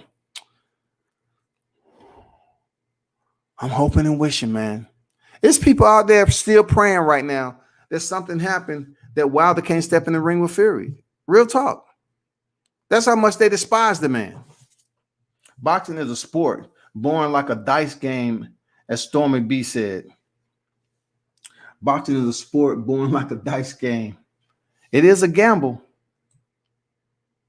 It is a gamble. Mississippi King, man. Shout out to another longtime supporter, Mississippi King, man. I appreciate you, bro. You know what I'm saying? Always pulling up, showing support. Hell yeah, Mississippi King. That's a fact, Andrew. Fury might drop the belt and never fight again. Well, check this out. We need for him to drop it if he's not going to fight, so we can get on with this freaking this heavyweight picture. So we can get on with the business. The Wilder's going to be able to fight. Let's allow him to be able to fight. Who's next? Which heavyweight is it going to be? Is it going to be Dillian White? You know what I'm saying? Who is it going to be? Anthony Joshua? Because I'm pretty sure Eddie Hearn's them still playing the same fuckboy games that they used to. Those fuckboy games is he don't want Anthony Joshua to step in with Deontay Wilder. He didn't want it back in 2018, and he don't want it in 2021. But he is hoping and praying somehow if he can keep on pushing that shit away, he will. And I don't believe shit Eddie Hearn said when he said, well, if Wilder Joshua fight, it's a 50-50 fight now. You don't say. You don't say. What other percentage will it be?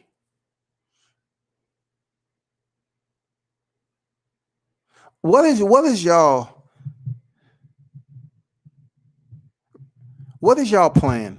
Those of you boxing fans, what's your next course of action on this sport of boxing?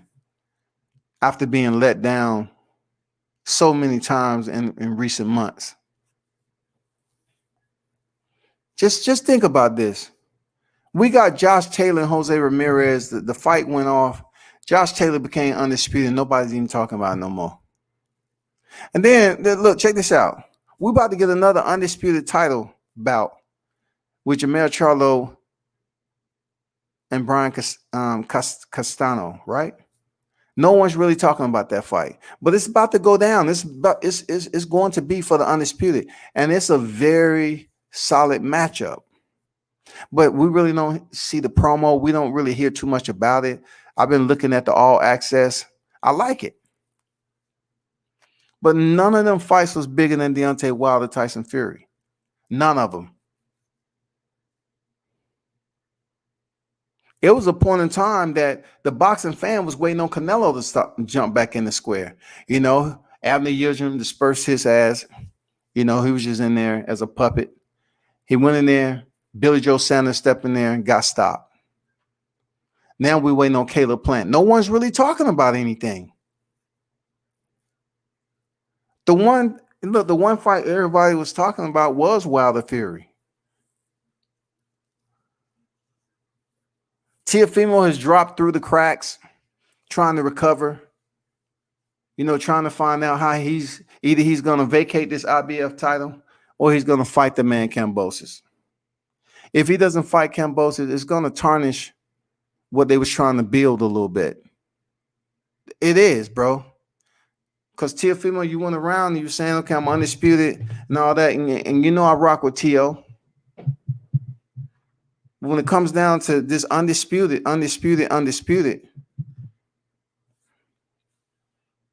you can't even fight your mandatory. your first mandatory, and then you postpone 2 fight dates. It's not a good look, bro. It's not a good look.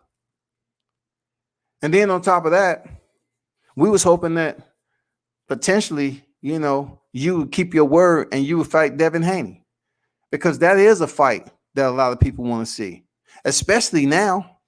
Devin Haney, Team Haney is a free agent, especially now. Motherfuckers are waiting. But once again, Bob Arum, the OG in the game, what he do? He say, well, look, they was making a big deal about what Floyd Mayweather said about keeping it in-house, right? What you think Bob Arum is doing with Lomachenko?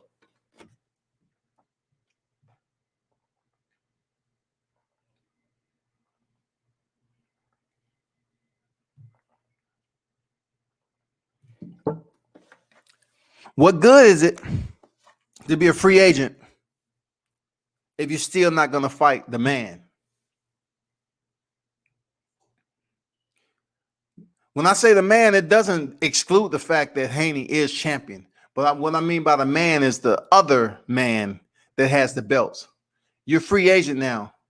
I hope Haney and them are not being blackballed in no way, shape, or form to get a big fight. Because for a minute, Lopez then was saying they was going to fight Haney. Now they talking about fighting Lomachenko. Boxing is rearing this little racist head again, ain't it? Like, what's going on with the sport? Why the brothers can't fight the brothers? Why the brothers can't get the big fights, bro?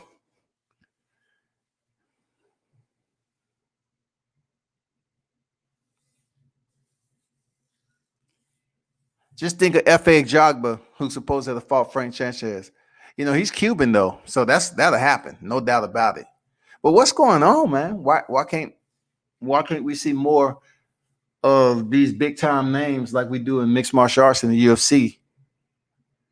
They don't do that black on black shit. Oh, he's black. Kamaru Usman, you can't face Tyron Woodley because y'all both black. You can't fight each other. The buffoonery of this shit, dog. All these black champions we had in mixed martial arts, all these black champions that fought one another. And in boxing, there's a so-called rumor mill out there that when it comes to the PBC, a certain individual, Al Heyman, don't want black fighters to fight black fighters. What are we supposed to do? Boxing shit getting old, the trilogy getting canceled, sucked the air out of already deflated sport. Yes, sir. Teofimo is a clown, never was undisputed, running from Haney, and Loma might fuck him up in a rematch. Look, the only way we're going to find out, J8, because I know you're an avid Haney fan, and you have the right to be that, man. You know what I'm saying? Talk your shit, bro. Talk your shit. When it comes down to it, Teofimo is going to have to go back in there with Lomachenko and prove that he is indeed the better fighter out of the two. That's up to him. But more and more as time went along, I was saying to myself, I want to see Lopez versus Devin Haney. Regardless of what happened in the Linares fight. He was dominating that motherfucking fight for 10 rounds before he got touched. That doesn't exclude his entire performance. But see, this is what I was trying to tell him, Jade. This is what I was trying to explain about his statement about never losing to a white boy and shit like that. And a lot of people's eyeballs, they seen it. Like, I know what he said, but they was looking at him and they was just in total disbelief of what he said. And you have people that are so prejudiced in this boxing game. Every Mexican that Haney fights, they are treated as him not losing to a white boy. I'm serious. They'll hold him accountable for that shit. Because just think about how many white fighters. He hasn't really been in there with any white fighters, so to speak. So the next best thing is a Mexican fighter, Latino fighter. But the the bullshit that they was giving Haney for being touched one time, I say, man, that's fucked up.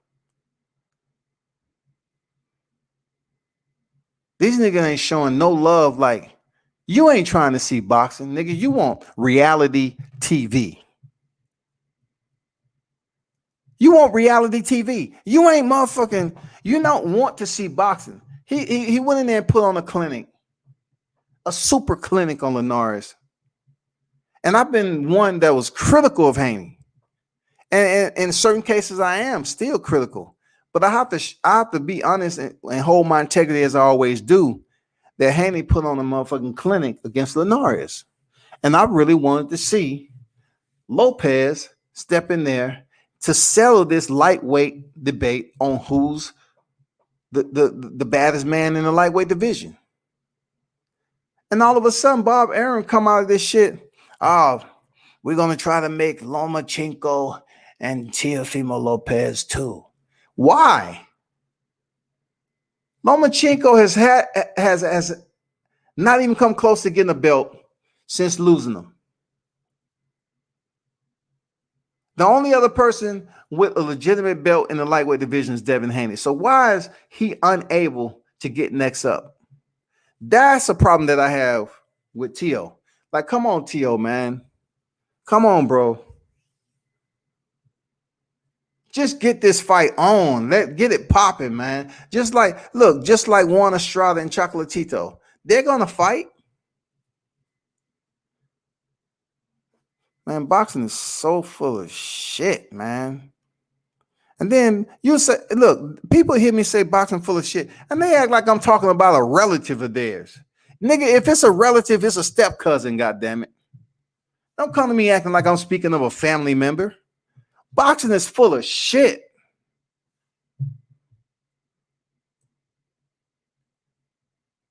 Facts that NBF is alive and well.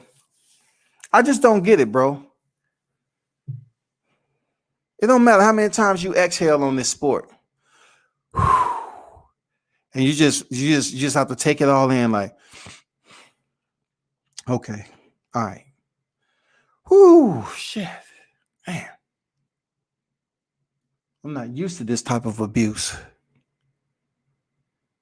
It's becoming too much.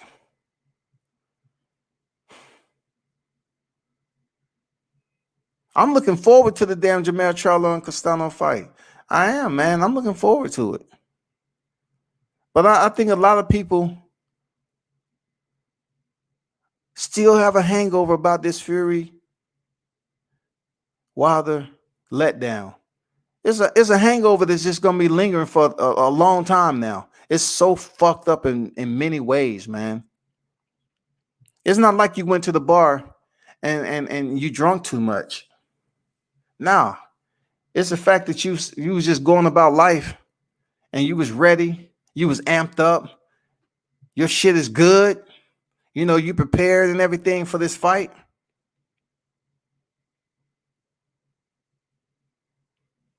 And then you get food poisoning. Where did that shit come from? What did food? Oh, I was feeling good. I was about to catch my flight. You know, I had all that shit taken care of. I'm good. And all of a sudden you get food poisoning. This is a widespread of food poisoning. It's just fucked up, man. I mean, what can we do? How can we even come up with a solution for it? You can't, because boxing, it's just so many areas where a person can enter the sport and make some of themselves, whether it was a little paycheck or a huge paycheck. It's just too many avenues that's open-ended for people to just come into this sport. I'm talking about promoters. You know, there's so many fighters is getting fucked up on the bottom half of this sport. And then when we're anxious, we're willing to put our money into the sport. From now on, you can't look at it as if you're supporting boxing. You just have to look at it as if you're supporting your interests of the sport. There's no way that you can sit up here and say you're supporting boxing, because boxing does not support you. Boxing don't support you. Boxing is so far in a simulated state of mind that they don't care about the victims that fall waste. Excuse me, the victims that fall wayside in situations like Wilder Fury cancellation. They don't care about the victims. They don't care about the individuals that suffering that lost thousands. The ones that made all these reservations, put these car rentals in, reserve these hotels where they might have only received partial a refund.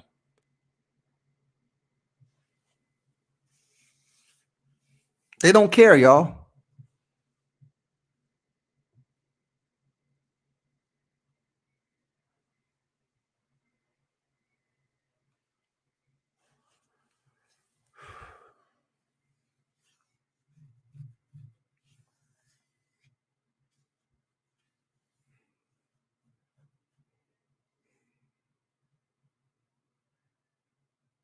Have you ever did you sit back lately and think about how much energy on this YouTube shit in conversation with your people, the plans that was made and everything? Have you ever really processed how many hours, man hours, that you put in to boxing to get slammed on your head? Have you ever thought about the fights that you was looking forward to that just hasn't happened?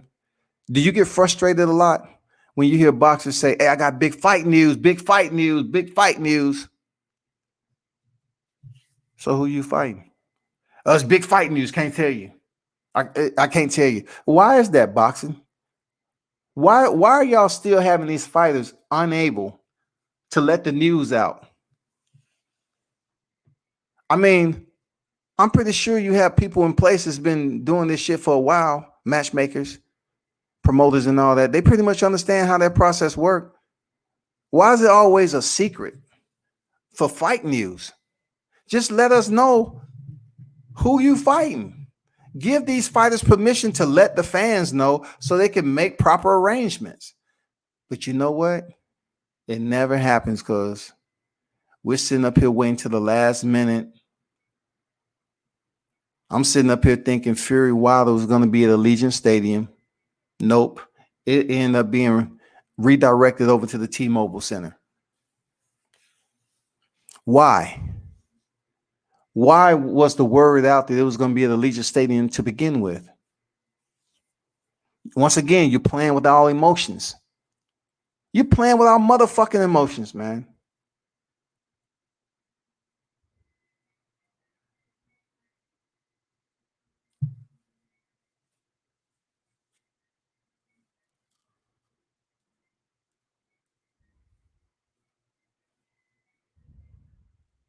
Fans should look at boxing as the movie I Am Legend. You're really out there by yourself. You should look at boxing as such, man. You, the fan that's out there in an area where there is life form, but you're afraid to even know what it is. You're just out there in an environment that has been broken down, destroyed.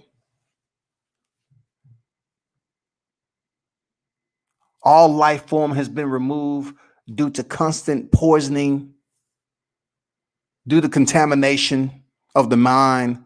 People have since disappeared. You got that that one soul survivor, that boxing fan that keep on just showing up to the area of destruction. Just walking around, ain't shit to do. Man, I wish it could be a fight, man. I remember when I used to walk around here and this shit was thriving with people. It was boxing matches everywhere and all this other shit. That's boxing when it comes down to your imagination. You just have to look at it like that. Boxing had you out there kicking rocks, had your whole thought process fucked up.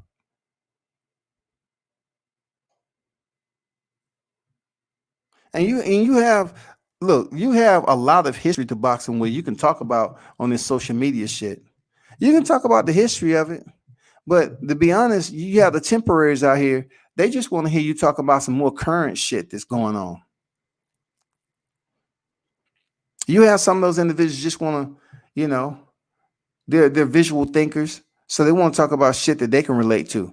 They really don't want to dive back into history and talk about the old school cats, because it depends on the larger scale of fans that you attract with that. Because that's the good part I like about boxing. It does have pages in its history that you can talk about, that's thorough, that's important to the sport. Now, with that said, you take that history and bring it full circle up to now, it's too much disappointment going on. It's absolutely too much motherfucking disappointment. You got too many biased motherfuckers on here that are damn just destroy the name of another fighter that hasn't popped dirty or nothing like that, and they will glorify a bona fide cheat. They will glorify a motherfucker that has damn disowned the sport, disgraced the sport, and continue to play around with it because he knows what type of sport he in. The sport, along with himself, are dirty individuals. Tyson Fury knows he's a dirty ass nigga, man. And he's swimming in a sport that somehow permits this shit to exist.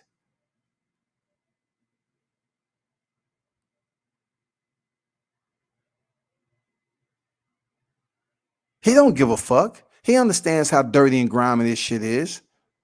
He's pretty much experienced in swimming around in shit.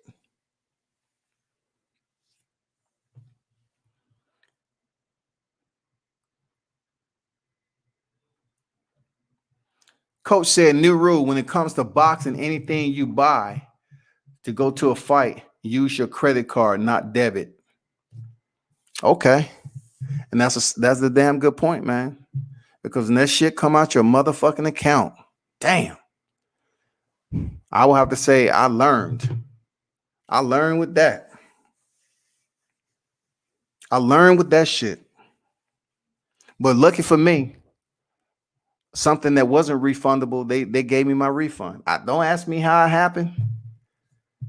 Because they had, they can care less about a fight being canceled. Your reservation is your reservation. They say you make this reservation, it ain't refundable. Shit, I ended up, thanks to the grace of God, they didn't give me my refund back. I was shocked. I ain't gonna lie, I was shocked. So what's next in this game, y'all? What's next in this game of boxing, for real? Because I'm gonna continue to ramp up, my mixed martial arts shit, because for me it's always been educational off its consistency. I can always know that the UFC is gonna put on a fight card without the drama. I know that. But for boxing, it's one of those sports that's big enough for you to tune in to see something. Like they're gonna have fights. It's big enough for you to witness some fights that's coming up, right? But the fights that we want to see, that shit is absent, none and void, man. Like, why are we covering the sport of boxing? Who are we looking to see? Just random fight cards? Say, who on this fight card? Okay. I mean, who are we here to see though? Because we're not getting who we want to see while they're still active in their prime. So we just have to settle for what? The fight cards. Whoever's on the fight card, that's what we got to settle for. And a lot of times it's not the individuals that we're hoping to fight one another, because why? We have different promotions. We have belts over here, belts over there. It's a junkyard in this bitch. It's a motherfucking, boxing is a junkyard. You have parts laying everywhere. And it's almost like, well, get that part over there. Start working on your vehicle. Grab that axle over there. Let's see, can we push this shit forward? Boxing is a junkyard at the end of the day, man. Why isn't Regis Prograis fighting for the undisputed? Why is he sitting up here calling out Javante? Regis, you're in a division of an undisputed titleist that you have fought already that defeated you and handed you your first loss. Why isn't boxing linking these individuals up?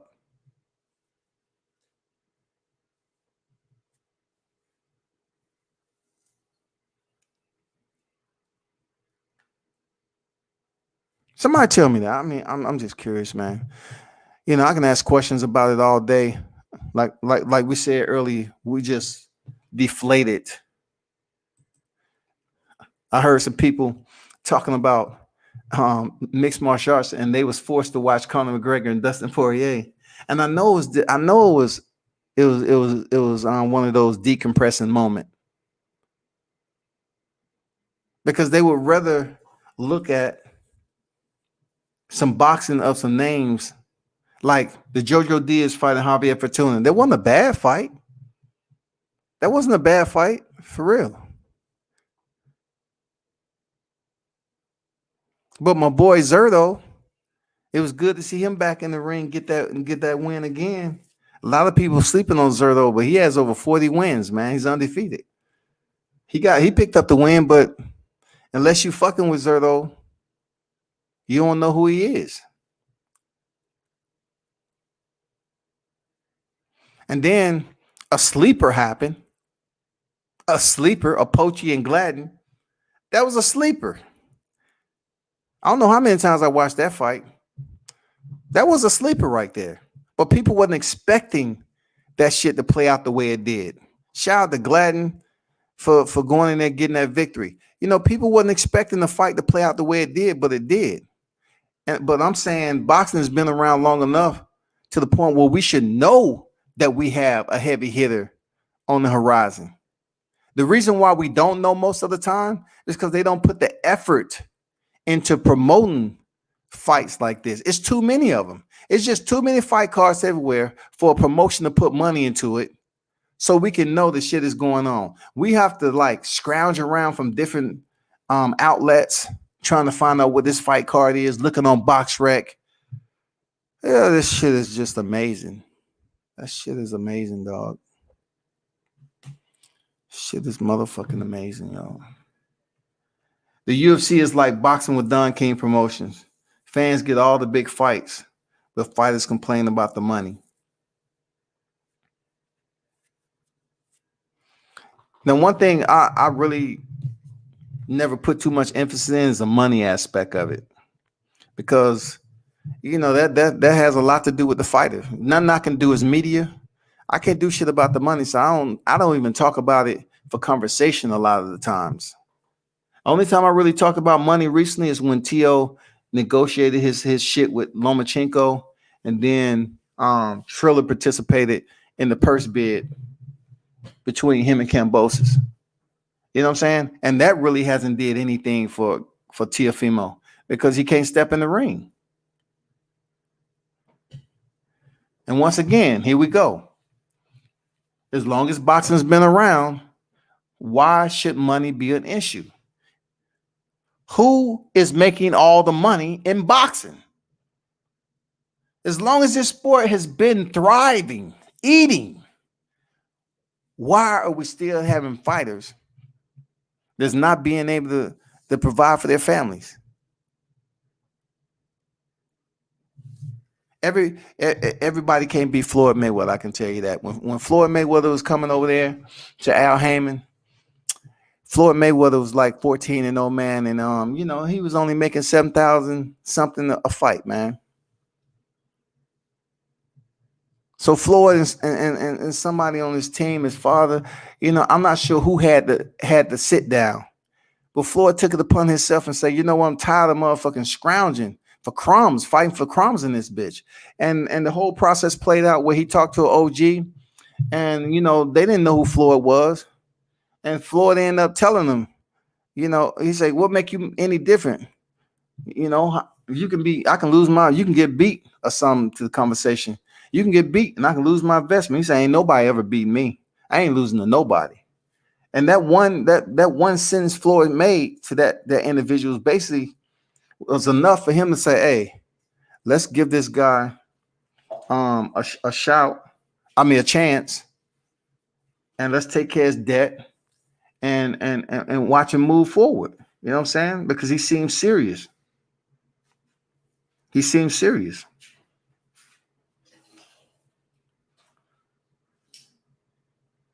Let's see how that play out. Hold on for a second.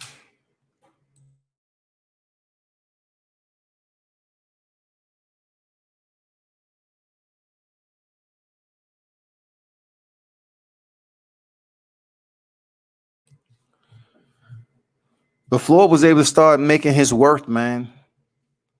You know, just like Mikey Garcia. Mikey Garcia had to make a drastic change to get his worth.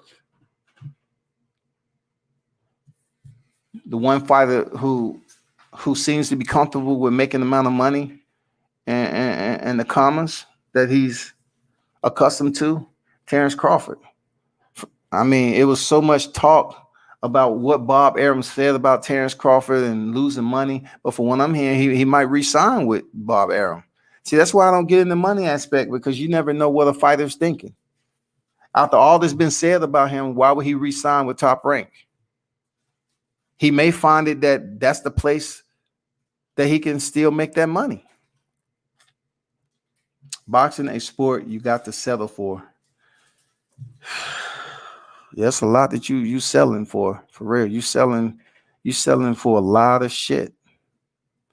They need to create a medical program for those to purchase a membership if you're going to be a boxing fan, because you should be able to purchase some type of medication to calm your nerves when you go through all this anxiety and you get let the fuck down. They need to create a medical plan for boxing fans. For real. Make the membership affordable, and it's somewhat attached to boxing healthcare, because we already know boxing don't have healthcare. The boxers compete in the sport and then they leave and they don't have no other means to support the residual effects they have outside the sport. Now we need to think about not only for the fighters, but for the fans. We need to develop a medical plan, healthcare for boxing fans with a monthly membership, because this shit is becoming unstable.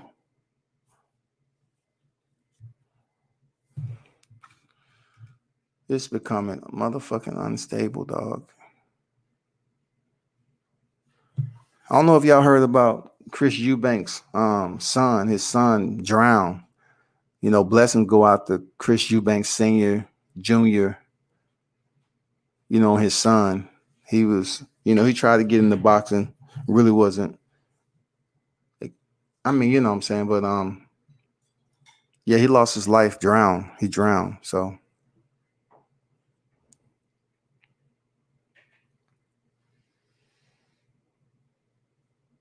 what y'all think about that Manny Pacquiao? That guy named the guy they call Manny Pacquiao? He's fighting Errol Spence for no title. What do y'all think about that? Just, you know, Manny Pacquiao still has royalty to his name for Errol Spence to freaking step in there with him. See, this is another thing with boxing I'm talking about. Like dangling us on the motherfucking string the whole time, thinking Manny Pacquiao was going to be reinstated. But that's not even close to the case. That's so far from true. I know Yadina Zahugas is happy about it. Let me read a little snippet.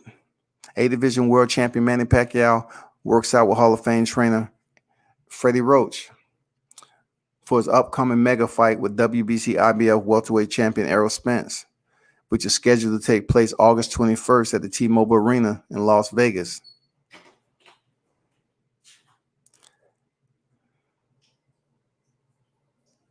The reigning king, the PPV will begin at 9 p.m. and all that, blah, blah. The Division reigning king against a legend of the sport who has proven in recent years that he's still worthy of his long-held standing. Recent years that he is still worthy of his long-held standing. Spence will look to earn a legacy-defining victory, while Pacquiao seeks one more monumental win to add to his first ballot Hall of Fame resume. So when I'm reading all this shit, right, I mean, it's good pictures seeing Manny Pacquiao, in the gym and stuff like that. But I'm asking myself, does it really sign off on anything for Errol Spence? Like, does it really sign off? You're talking about a dude who has 7 losses already. We already know he's a first ballot Hall of Famer 4 losses ago, 5 losses ago, 6 losses ago. We already know he was a first ballot Hall of Famer. The man is an 8 division champion. Of course he's a first ballot. That has absolutely nothing to do with anything. But for Errol Spence, does it booster his legacy to have Manny Pacquiao in there? A person who defeated Keith Thurman but now is stripped and they won't even reinstate him so that they can really fight for unification? Once again, boxing is that junkyard. Boxing is a junkyard, boy.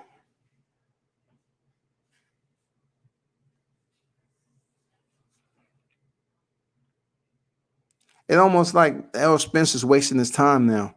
He's getting older and he's putting in all this training. He has Blu-ray training him and once more. You know what I'm saying?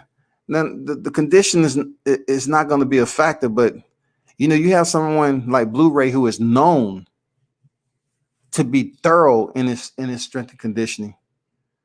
Is it going to be enough that Errol Spence goes in here and watches Manny Pacquiao? Because he definitely don't need to go the distance with Manny Pacquiao. He need to go in here and watch this cat, get it over with, and move on to the next. If it's going to be whoever in that welterweight division, Yordenis Ugas, Terrence Crawford, we still far away from a damn undisputed title at welterweight. We so far fucking away. We so far away.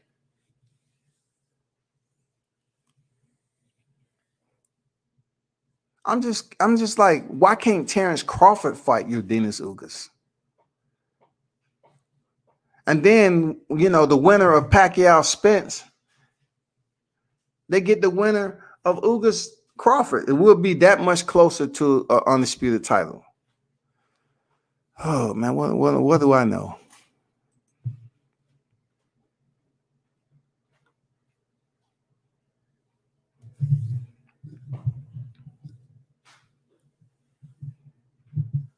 What do we know, people? That's all I'm saying. What do we know?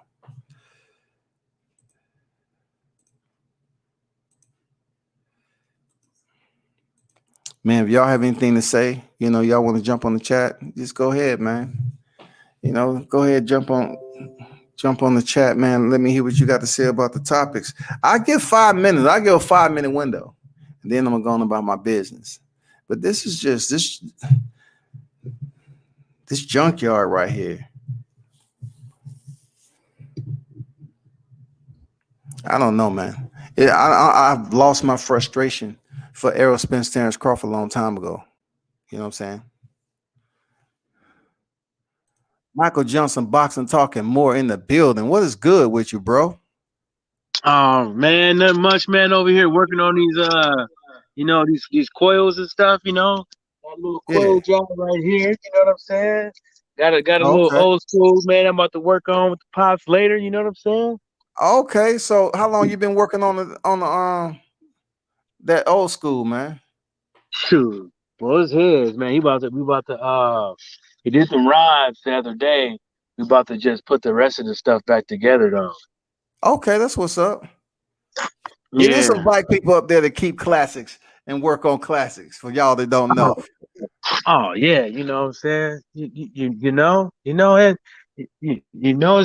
just not just the classics over here, but Oh, okay. All right, Shotty. I see you. I see you. My bad. I had the language all wrong. It's not just classics. Mm-hmm. Yeah, but what's going on, man? Because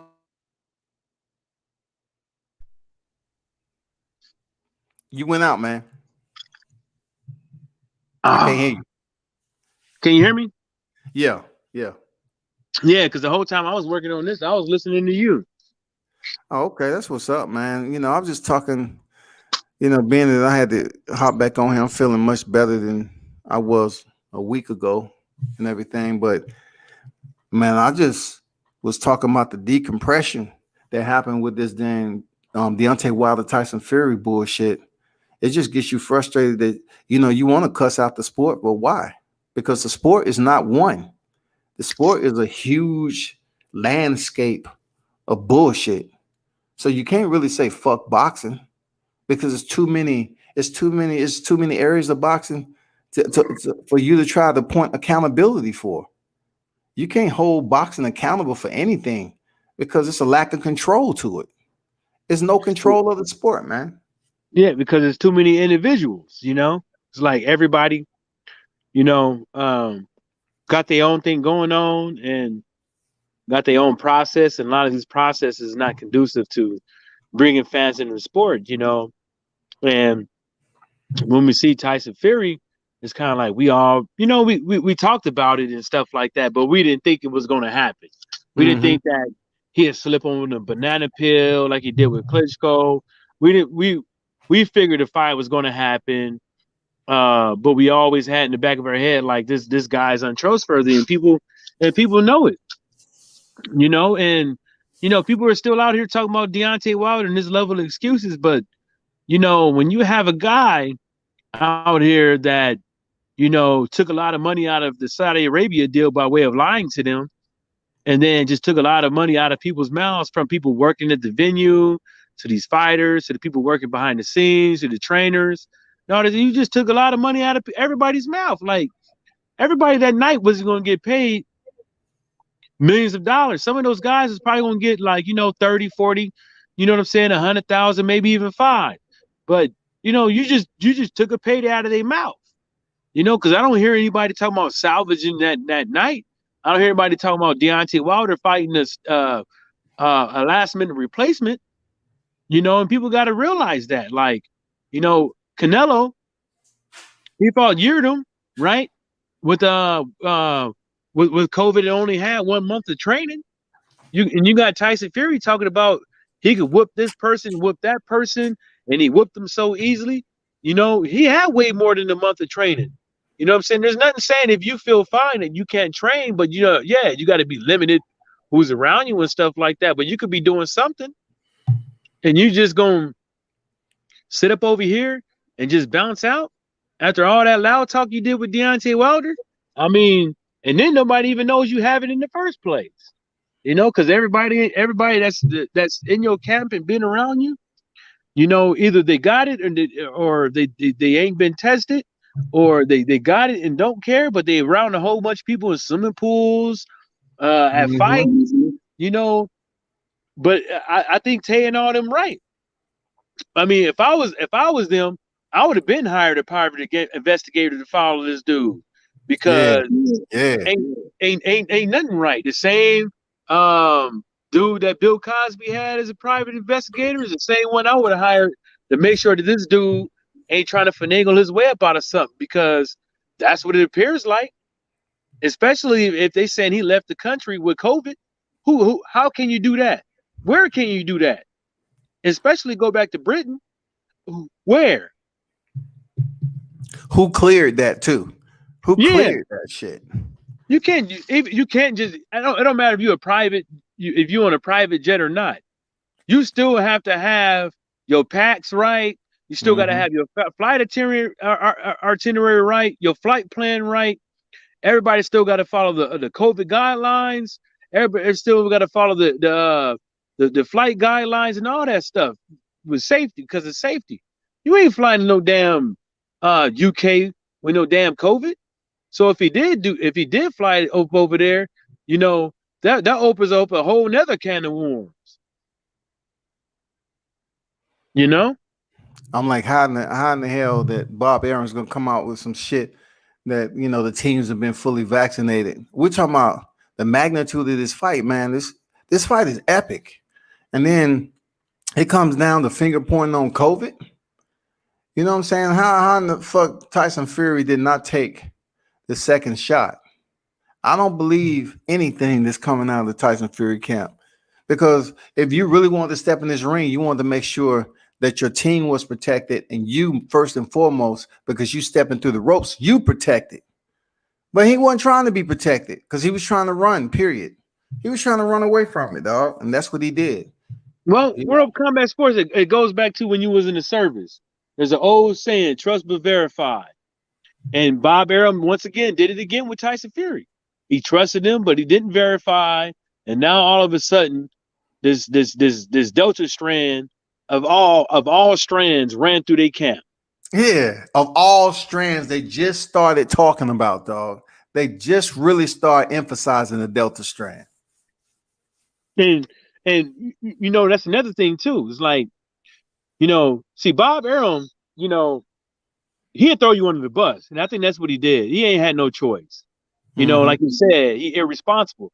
You're going out here doing all these interviews and stuff like that. You know, I don't know if you know who was vaccinated, not vaccinated. You're going on here taking, you know, doing all these public appearances and stuff like that. You're bringing in people into your camp. You don't know, like, and that's the thing that Deontay Wilder's camp is going to go and hit at. Like, did you guys like make sure that, you know, people quarantined before they got in there? Did you make sure they was vaccinated before they got in there? Did you make sure they had a negative test before they got in there into your camp? Or did you just let them in? Because you got Jared Anderson and a couple of other cats. When did they get there? You know, how did they get there? You know, what are they doing? Did they bring out any test results on Jared Anderson? Wasn't that his sparring partner? I mean, at this point, don't seem like nobody cares. Exactly. You know what I'm saying? It seemed like as long as like old boy said in the chat, as long as Deontay Wilder's being played to be the sucker, don't nobody care. Hell, they gave Tyson Fury to Espy for beating who? Somebody that say that can't box. The only thing he got is a right hand.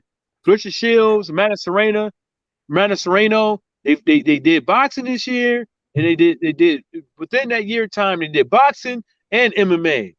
Canelo ain't fought nobody. Teofimo Lopez, okay, I give it to him. He fought Lomachenko, somebody they didn't think that he was going to beat, somebody they called the Matrix, and even took an L from him on ESPN. Okay, I get that one. But you gonna pass Clarissa Shields for this dope fiend that can't even defend the title? Mm-hmm. Like I don't understand that. Like somebody who it doesn't matter how you put it, whether or not it was his fault, whether or not it wasn't his fault, his career with the Nandrolone or whatever the case may be.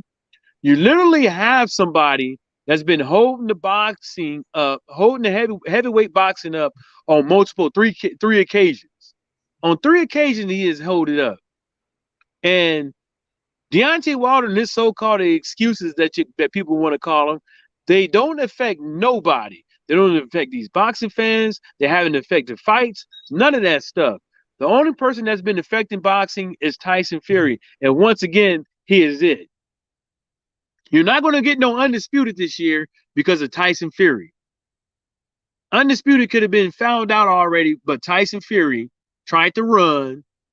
And then now he has an asterisk against his name once again because people have lost. Well, people should have lost confidence in this guy when it comes to truthfulness. That's what a security clearance. What is security clearance about? Security clearance is all about truthfulness. And he don't have truthfulness with nobody. Nobody. So he don't have truthfulness in itself. You know, Tyson Fury is one of those cats that lie to himself and he won't even blink. He won't even feel, he won't even skip a beat, man. You know what I'm saying? You gotta show your face there. I don't even know who Brainy is. Show your face, big dog. Don't know who you are. None of that. Go ahead, Mike. Keep on cooking, bro. Yeah, I don't blame you with that, man, because I've been having some problems with people just jumping on and Jesus, man. Don't know who this is or any of that. The motherfucker got a Barney logo on their shit. Yeah, I've been having problems with people because I put mine in the chat like you. And like some people just don't want to have, even if you disagree, like just have some, tactfulness, man. Like, but don't come up with, you know how it is, man. I understand that show your face thing. You asking for tack on this motherfucker? My bad. You asking for tack, dog? You using that word tack? Yeah, maybe I'm asking for too much, but Man, you asking for a whole hell of a lot. You know what tack is? Look, tack should be consistent with people knowing that we're adults and we can have a dialogue and communicate in a healthy manner, right? That's tack. That's tack. That shit don't exist on here with across the board the way it should. You know what I'm saying? It's just like motherfuckers are trying to be deceitful, show up on the different accounts, and then when you add them to the studio, they say some dumb shit. You know? I mean, no nobody have time for that, man. Speaking about fuckery, word is on the street. Your boy Terrence Crawford did go back over there with Top Rank, man. That's what I'm hearing, bro. So enlighten me, man, because I've been down in the dumps for the last 2 weeks. So, what are we talking about? He went back over the Top Rank for more money. I mean, what was his benefit? Well, he was already getting paid.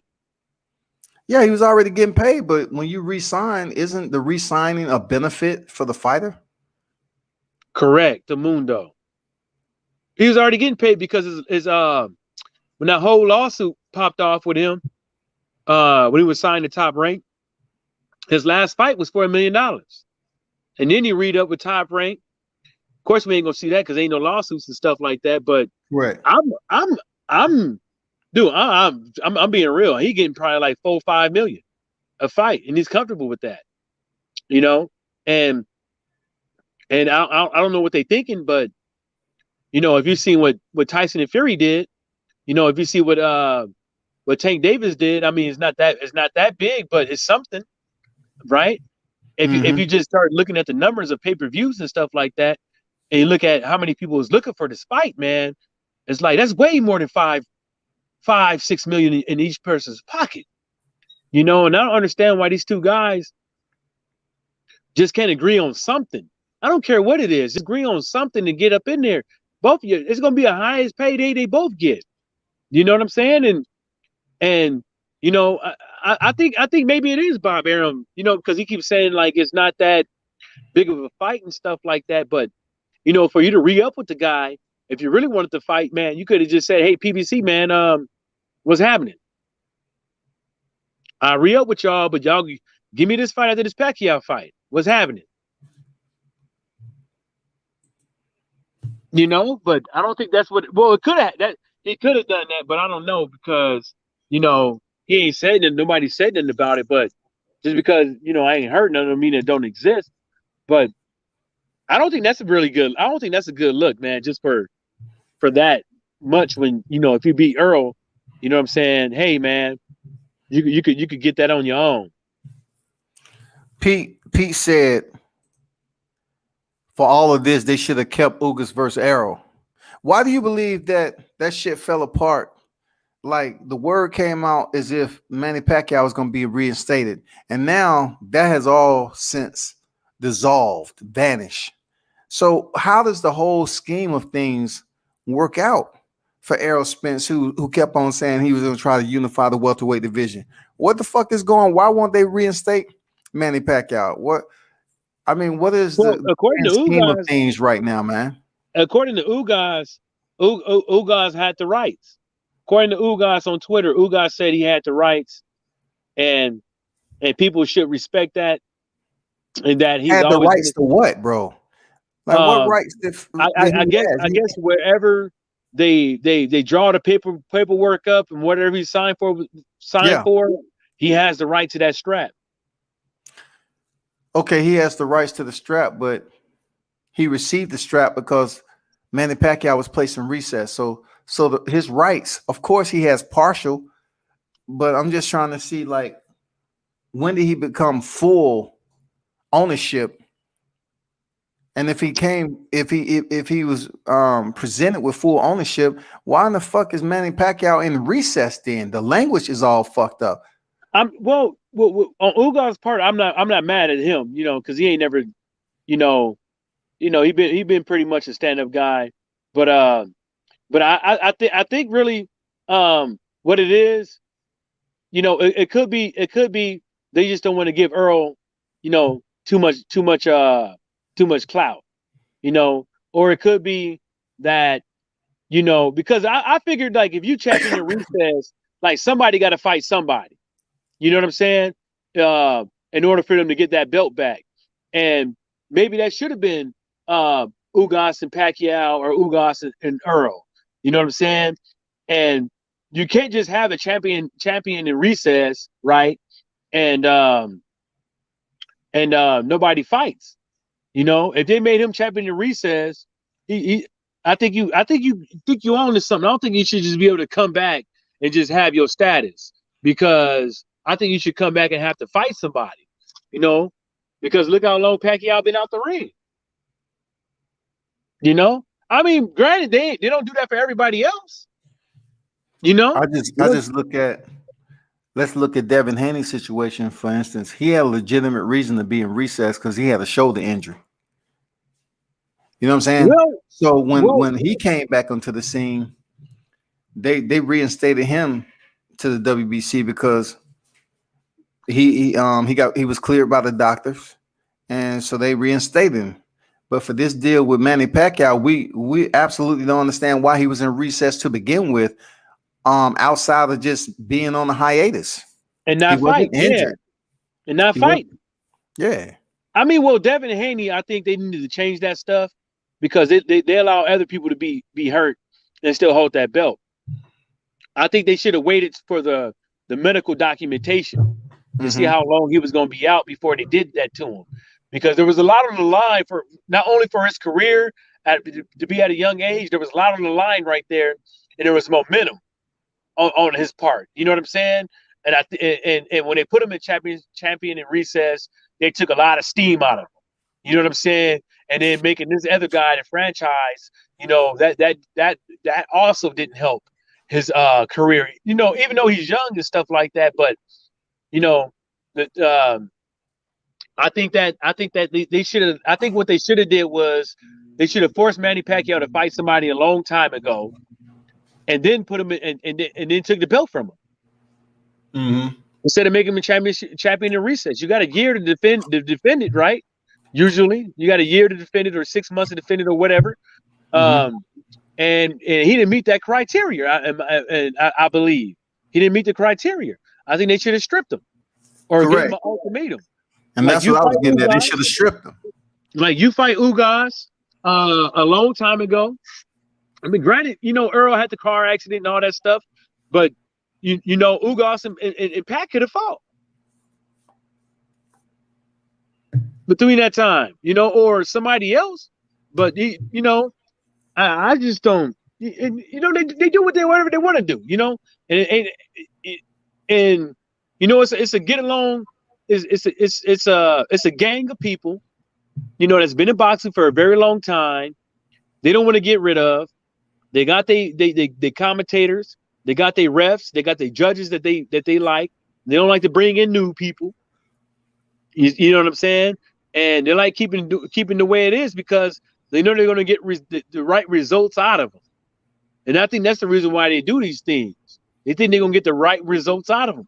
That's why you don't see a lot of new judges and new referees, new commentators and stuff like that, because they know they're going to get those results and those talking points up out of them. And it's sickening with boxing, because we've been talking about cutting off the TV and paying for the fights that you want to see instead of another fights that they want you to see years ago, right?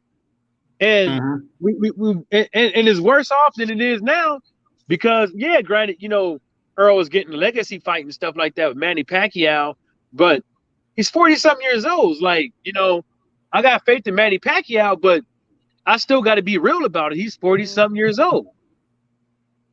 He's not no spring chicken anymore. Yeah, of course he can win, but we just never know. But I think they should have went the young buck way, man. I think they should have went the young buck way, and I think Manny Pacquiao, if he really felt like that, that he wants to fight the best, and he don't want to fight no legacy fights like Floyd. I mean, not legacy fights, celebrity death matches like Floyd. He should have fought Ugas. He said celebrity death matches. That's what it is. You remember celebrity death match? That's what it is. That's literally what Floyd is doing. They put a celebrity in there with him, and then Floyd do the thing so-called robs the bank which in general he's not robbing the bank because people are willing to pay for this shit. You're not robbing anybody. People paying it because they want to see you lose or they want to see you in the ring, and that's it. You ain't robbing nobody. It sounds good.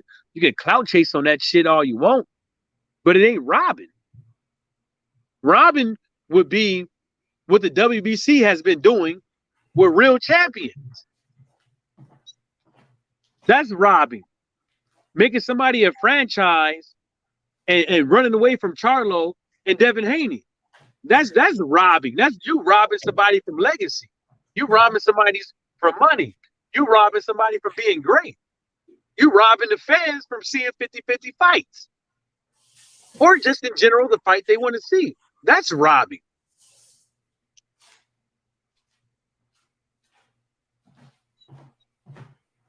You know who I want to see shake shit up at welterweight? I want to see Jerome Ennis fight Ugas. You know what? I want to see Jerome Ennis, Ugas, and whoever Crawford, Spence get the winner or whatever. Man, come on, that's a good way to bring that positive light back to the welterweight division, because right now that shit is just in a warehouse, man, waiting for life. And that's one of those things, Scotty. Like if promoters and managers can petition to these boxing commissions for shit, how come fans can't petition to them? This is what we want to see, and that's a damn good fight, because if you put that on the line with that, it gets those guys below them to try to mix it up, because then they can have confidence in these boxing commissions that if they made the certain fights and they won these certain fights, then maybe they could be a champion and not have to wait like 10, not have to, because it's all about what promoter and manager you with all the time. Yeah. It's not about if you're great enough. It's all about the management and the promotions that you with. Like, how can somebody just straight off the street fight somebody and get a good fight and win, get up in there and fight for a world championship title?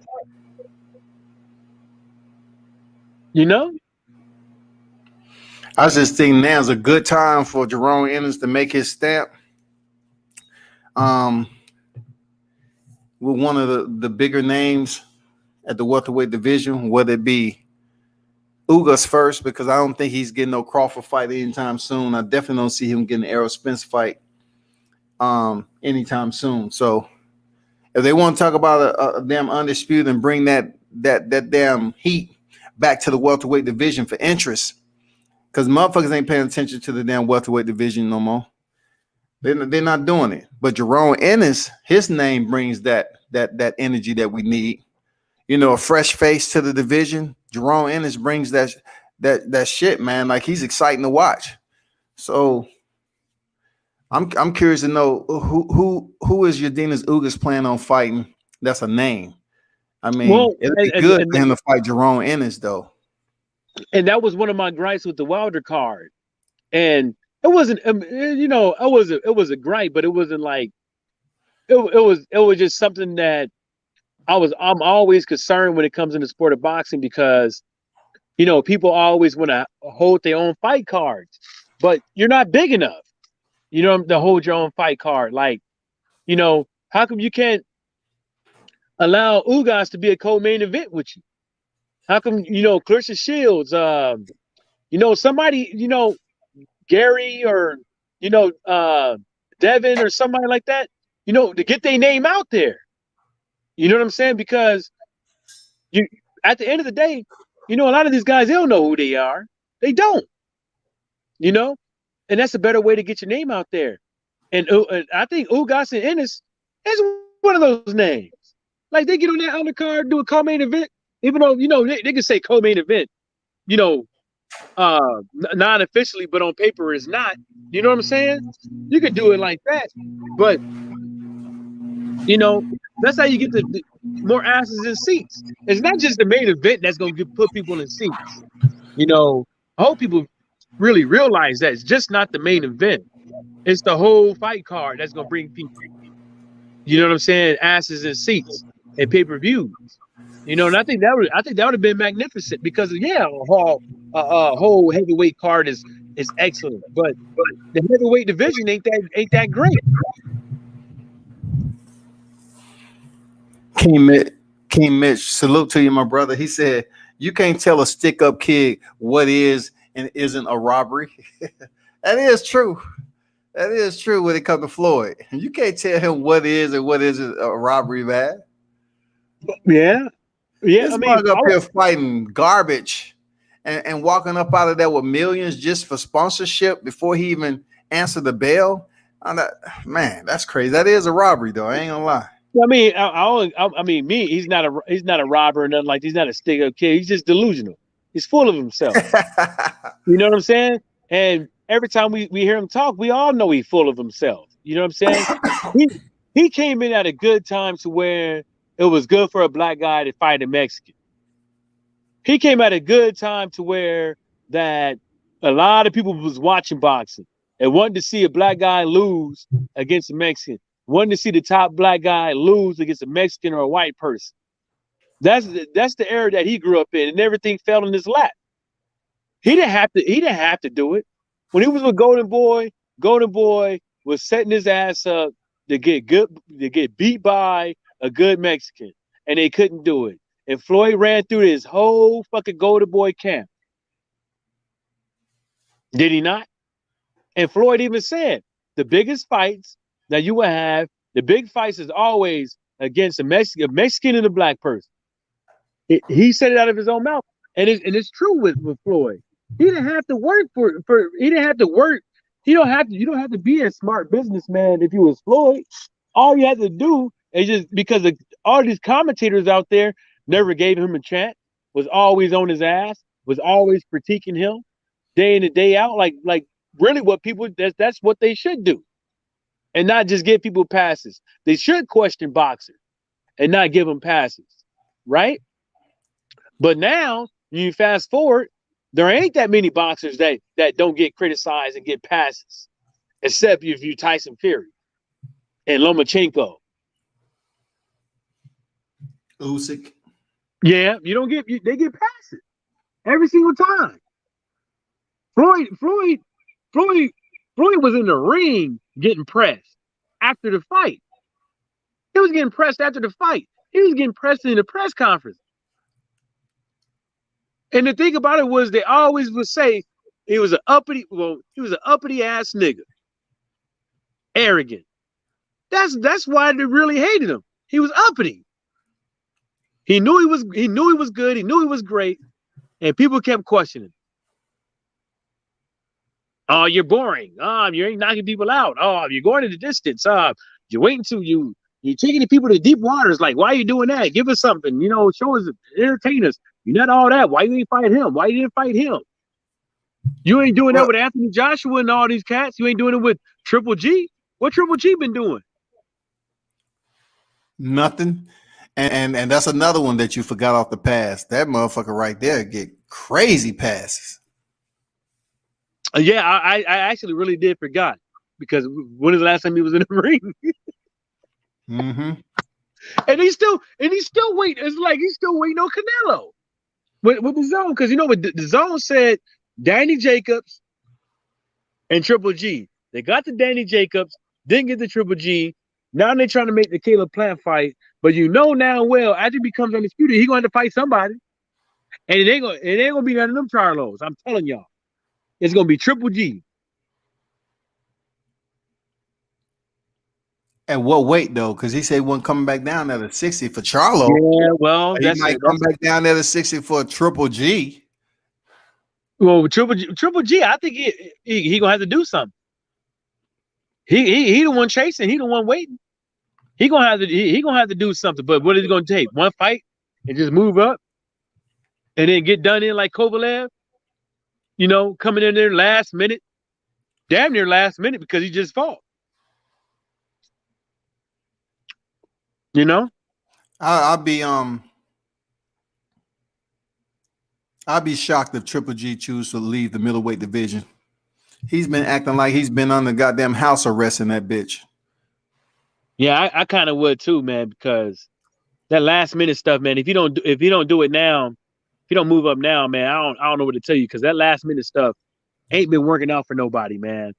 It worked out for old boy last week or whatever, but it ain't gonna work out for everybody. Who you talking about? Oh boy, who just moved up and fought that one fight? He moved up like what, 1 or 2 weight classes? Tank Davis. Oh yeah. Everybody, it ain't gonna work out for everybody, and I understand, like, you know, people looking bloated and stuff like that, and that's a science to making that weight, man. It ain't. I don't box, man. I know that shit ain't easy. I know it ain't. They move up 1 or 2 weight classes all the time in MMA. I mean, yeah, they do. Dana White tell them asses real quick, you gonna make this weight. hey, show your face, man. It's not something we're gonna talk about. Just pop your camera on, man, so I can see who you are, and then I'll let you on, bro. If not, it ain't nothing to talk about.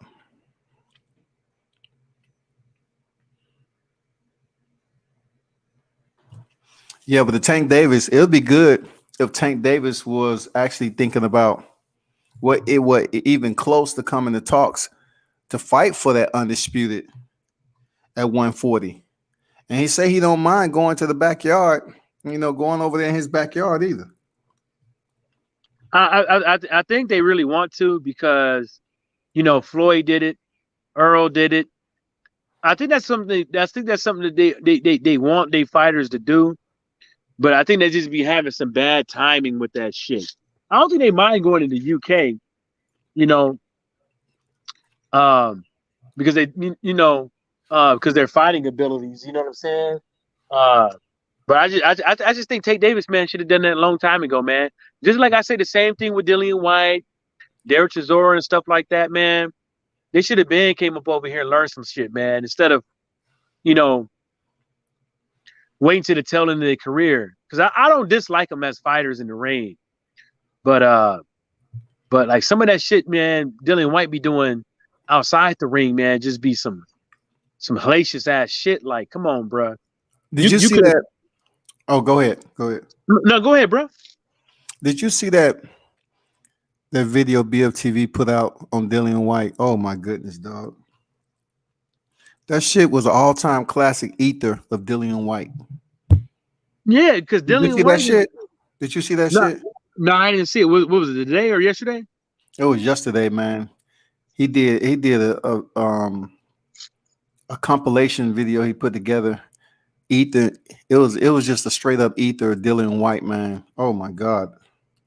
Yeah, well, BFTB, you know, he keeps all this shit chronological order on his computer and shit, man. He don't miss a beat. And you know, a lot of people forgot about a lot of the fuck shit that he did, you know, because it's been so many and it's been so long. Mm-hmm. And you know, I know that shit got back to Dillian White. That shit probably circulating around YouTube. Dillian White, he know now well that, you know, Edward Hearn fucked up his career, fucked it up. Edward Hearn, they call him the best promoter in the world and stuff like that, but he jacked his career up because ain't no way in hell Dillian White, as far as right now, as many years as it's been, he couldn't have fought for a title. He had multiple terms he could have fought for. That's what I said, man. I said you have a unified title list in your backyard and you can't get a title shot.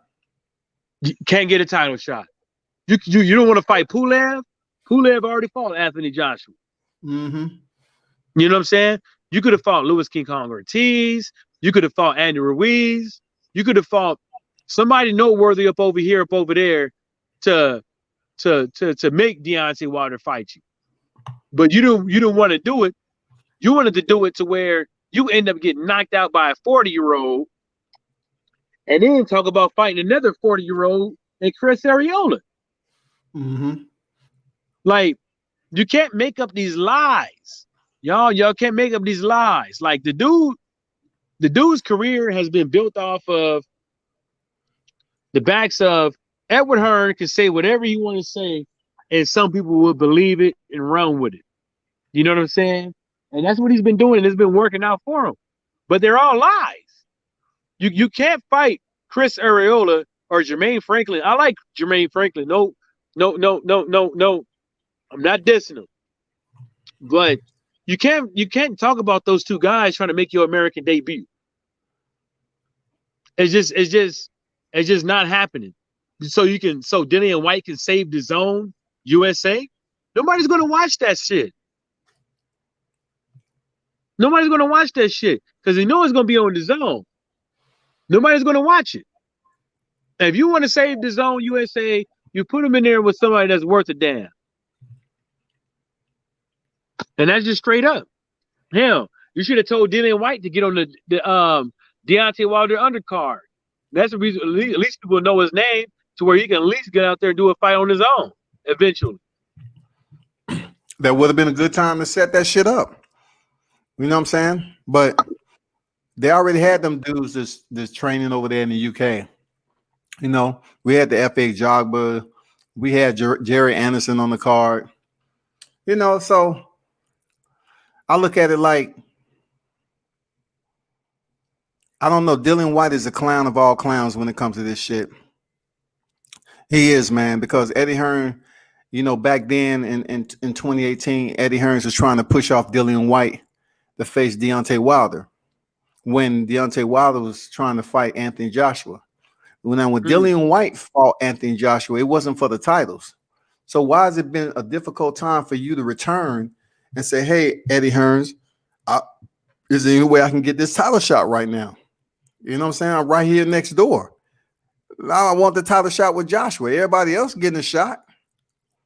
They don't respect the man. Seriously, they don't respect him, bro. Fought in that dude's backyard so he could save him money. Literally fought in that guy's backyard so y'all can save him money. And he can't do you no favors. You saved him money on a site fee, fighting in his backyard and getting knocked smooth the fuck out. He still made money. Even though you got knocked out, he still won. Yep. But you can't get no kickbacks. You know, that's just the shit I don't understand with these UK. It's not all these UK cats. It's some of them. Dillian White and Tyson Fury has always been the two common denominators with fuckery, including Anthony Joshua, but them two has been taking the cake.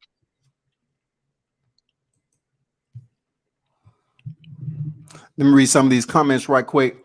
Timing was an element, but Floyd sold himself to the max.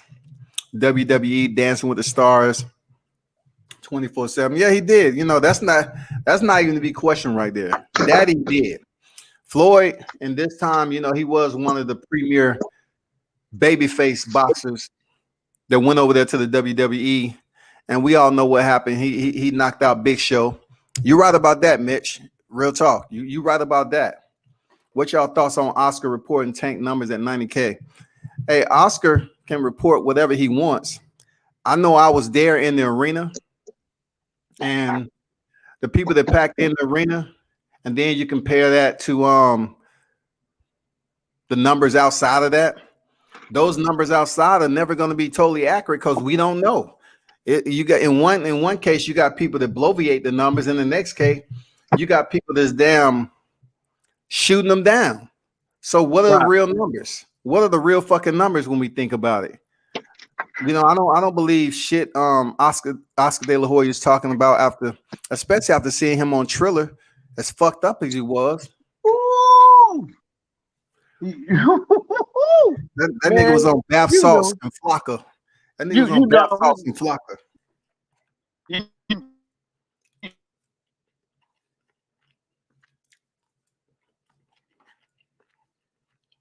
That dude And you talking about how he's gonna talk about Tank Davis's numbers? Mm-hmm. Yeah, that's unfortunate, because these promoters really they need to work with each other and stop badmouthing each other. Because it doesn't do any guy none of these fight can't see any justice.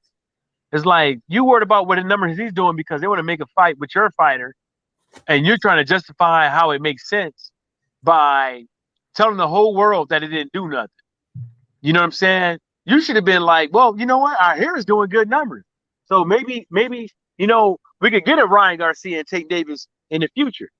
You know what I'm saying? And left it like that. But what you did was, you basically condemned Tank Davis in the PBC by saying they did whack numbers by your sources. But what do you know? You're not even in their camp. Anybody telling you what they numbers is can make somebody lose their job or cause them to be sued. So, I think Oscar, what, like you said, with Oscar, you can't go by what that dude say, man. Especially you absolutely right, man. The way he looked in that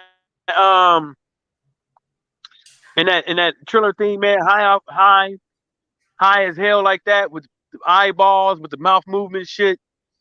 That's just disgusting, man. That's just and his track record. Him and Ricky Hatton, in his track record with his little deviant escapades. You can't make this shit up, man. But we supposed to believe Ryan still signed with Golden Boy? Yep. So if Ryan Garcia is the one that's trying to get a fight with Tank, I'm gonna call bullshit on Oscar talking about how fucked up Gervonta numbers are, because if your fighter's out here calling for a fight with Tank, the numbers ain't gonna really truly matter, is it? I mean, you just out here rambling on. You just talking your shit. You really want to fight with Tank. So which one is it? You just trying to cause attention to yourself. Talking about Tank did 90K when your fighter, Ryan Garcia, who can't make up his mind whether he mentally deranged or not. We don't know what the fuck, but yet all of a sudden he comes back and say, well, you know what? I'm tired of the fuckery. I really want to fight with Gervonta Davis now. Okay, so what are we gonna hear, Ryan Garcia? You want to fight with Gervonta Davis? And what he said last time? That Mike, he said he'll take him out. He'll knock out Tank in 2 rounds. Yeah, and calling himself he was on Triller too. He called himself the shot caller and all that stuff. Yeah. But that's it. But that's the thing. Is like, those guys are young, man. Like, and there's bigger fights in front of them. You know what I'm saying? And for you not to make this fight and win or lose, these guys could come out there and have another. They could bounce back from it because they're so young. They could bounce back from a loss and make another fight later on in their careers with them too, because they're so fucking young. And you don't want to make the fight now because you ain't got shit. Golden Boy ain't got shit. They ain't got nobody. They ain't got no big names. They're trying to get this guy to be a big name before. I don't know. But there's no confidence. Because if there was confidence, they would have made the fight. They would have been climbing for the fight. If they had a lick of confidence in Ryan Garcia, they'd be climbing to make the fight. But they ain't got none. And from Ryan Garcia's and Tank Davis performances, we know why. I mean, I hope everybody would know why, but I know why they don't want to make that fight. The boy's a fucking monster. And you don't put a monster in there with a kid that like to sleep with the nightlight on, with the door open. Come on, man. Like I don't see how anybody can't see that shit. The dude don't want it. Ryan Garcia don't want it. He don't want it. If he really truly wanted, it, and if it was a shot call like you said, the fight would be made. Leonard Ellaby made it perfectly clear. He said, "We offered you the fight last time. You turned the shit down." Like we all know the history of Ryan Garcia when he was on Mike Tyson, damn hot box. He's talking about, if you don't accept this fight, your career will be ever tainted. And we was like, is he serious? Is he ready? Is he truly trying to call for that Gervonta Davis smoke? And sure enough, he was just playing around, man, because he retracted his statement, so to speak. He has believing that Manny Pacquiao was going to be next. That wasn't the case. Yeah, I forgot about that. I forgot about that aspect when they said they offered him to fight. They didn't really have a rebuttal for that either. I remember Leonard Ellerby saying it on Twitter, and they didn't have no, hey, that's not true. They didn't say that. What they did was they shut the hell up because that's the only thing they had to do. And that's what's happening in boxing right now. All these guys out here, they're young, they vibrant, they have time to take L's, take wins, and bounce back from it. But they don't. They want to be a pay-per-view star now. They want to be it now. They want all the money and all the glory now, but they ain't working for it. When you join the service, right? Immediately you learn that there was something called a fucking pecking order. There was something called that some people weren't high as ranking as others, but they had years in and experience and people respected them, right? Yeah. How is somebody supposed to respect some of these young guys when they be trying to become pay-per-view stars when they ain't done nothing, when they just got here? That's the thing that I'm saying. It's like you gotta earn your respect. Yeah, you gotta demand it all the time. I don't give a fuck if motherfucker respect me or not. I'm still gonna get mine. But and see, right there, Mike, right there is the problem. Because they say they're gonna get mine regardless, but what is mine? Mine might be something they accepted already. Let's just say 70,000 is I'm gonna get mine. So they might be getting 70,000, but the mentality of these young cats are just what you said. They just thinking about themselves, and they cool with that 70,000, but they could be making 170,000, 270,000. They have to do more within their career to promote themselves to get to that point. These cats today, they don't want to interact with the fans. They ain't trying to do anything extra, you know what I'm saying, to self-promote themselves. You see them in person. I mean, the motherfuckers barely want to say something, return a hello. It's good to see you, champ, and all that. They want to keep walking. Like, can't too many people relate to the Charlo brothers. I've been around where they was turning down photos and being assholes. But you get on this shit and you say that the Charlo fan club or some of the people that's supporting the fighters over there in Texas, they say, "Oh man, you hating on the brother." No, man. The only time I say that a fighter is somewhat of an asshole is that I've experienced myself. You know what I'm saying? And it's not every fighter. If I speak on a fighter saying you're an asshole, that means I experienced it. You know what I'm saying? Derrick James, asshole. You know what I'm saying? If I never met you a day in my life and you talk to another grown man, nah, man, I ain't doing no interview. And, I'm watching the fight. I didn't ask you for an interview. So back to these other fighters, when you got trainers, I don't know, when you got trainers like that, when you have fighters that's coming up and they may have a lot of assholes in their camp, they may feel some type of way to be an asshole themselves. They may not feel like they got to self-promote and make more money to become that PPV star. They may be satisfied. They say, I get it when I get it, man. I'm young, man. I get it. Whenever I get it, I get it. I ain't worrying about shit. I'm going to continue to be an asshole, and I'm going to make my money, and that's that. But like you said, you got a lot of cats out here that just want to be on PPV. They don't know how to be on PPV. The only thing they know how to do is call out another fighter who's been on PPV already. And they got to hope they are accepted to take the money that they're going to get. And still, that don't make them a PPV star. It only says that you're gracing the square with another fighter and you're going to be on PPV. That doesn't mean your career is going to excel after stepping into the ring with somebody who's on pay-per-view. Yeah, but how many I find it disgusting, man, what you just said, because I still play semi-pro football, even though I couldn't play this game that we had, but we ended up beating the Detroit team by a couple points yesterday, but I couldn't play because I had a family.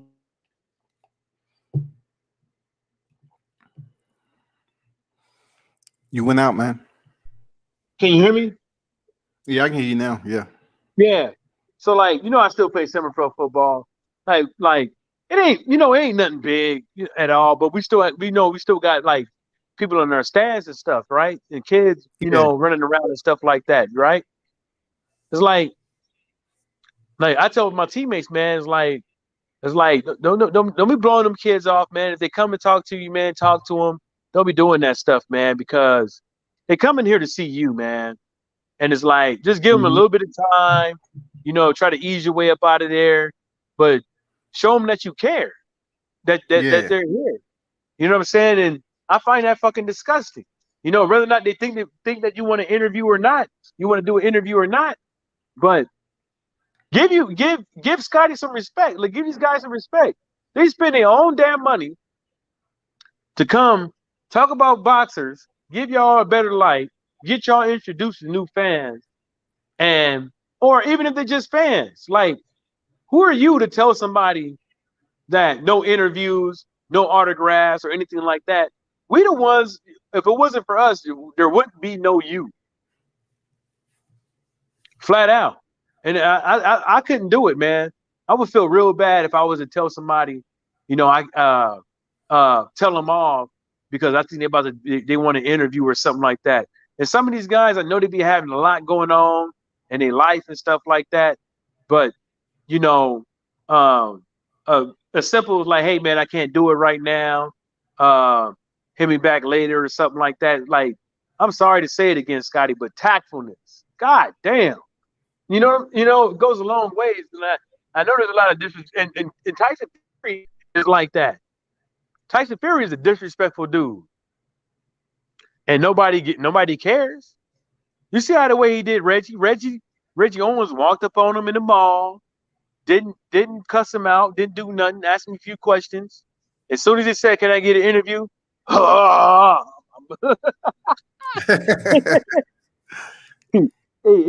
hit that Barry Sanders on him real quick. You know what I'm saying? And I don't see what the big point is. Like, whether that is controversial or anything like that, you could choose not to answer it or just talk about something else. Tell them what's going on in your life. Like, hey man, all right, I give you a couple things, man. This is what's going on, blah blah blah, woo woo woo. You know what I'm saying? This is what I've been doing. You can catch me up over here today if your fans want to come out and sign some autographs or a meet and greet. Like, blow it off, but don't just disrespect the motherfucker. I just find these dudes is dirty, man. These dudes these days, man. Let me get some of these comments in there. King Mitch say that shit Oscar said made absolutely no sense. Tank didn't sell, but we can have the fight first quarter. What the fuck? He is, man. He don't know what type of angle he trying to take, Mitch. That shit Oscar said about Tank made hold on. Made no sense. His numbers are low and not ready to sell the fight, but we can have the fight in first quarter.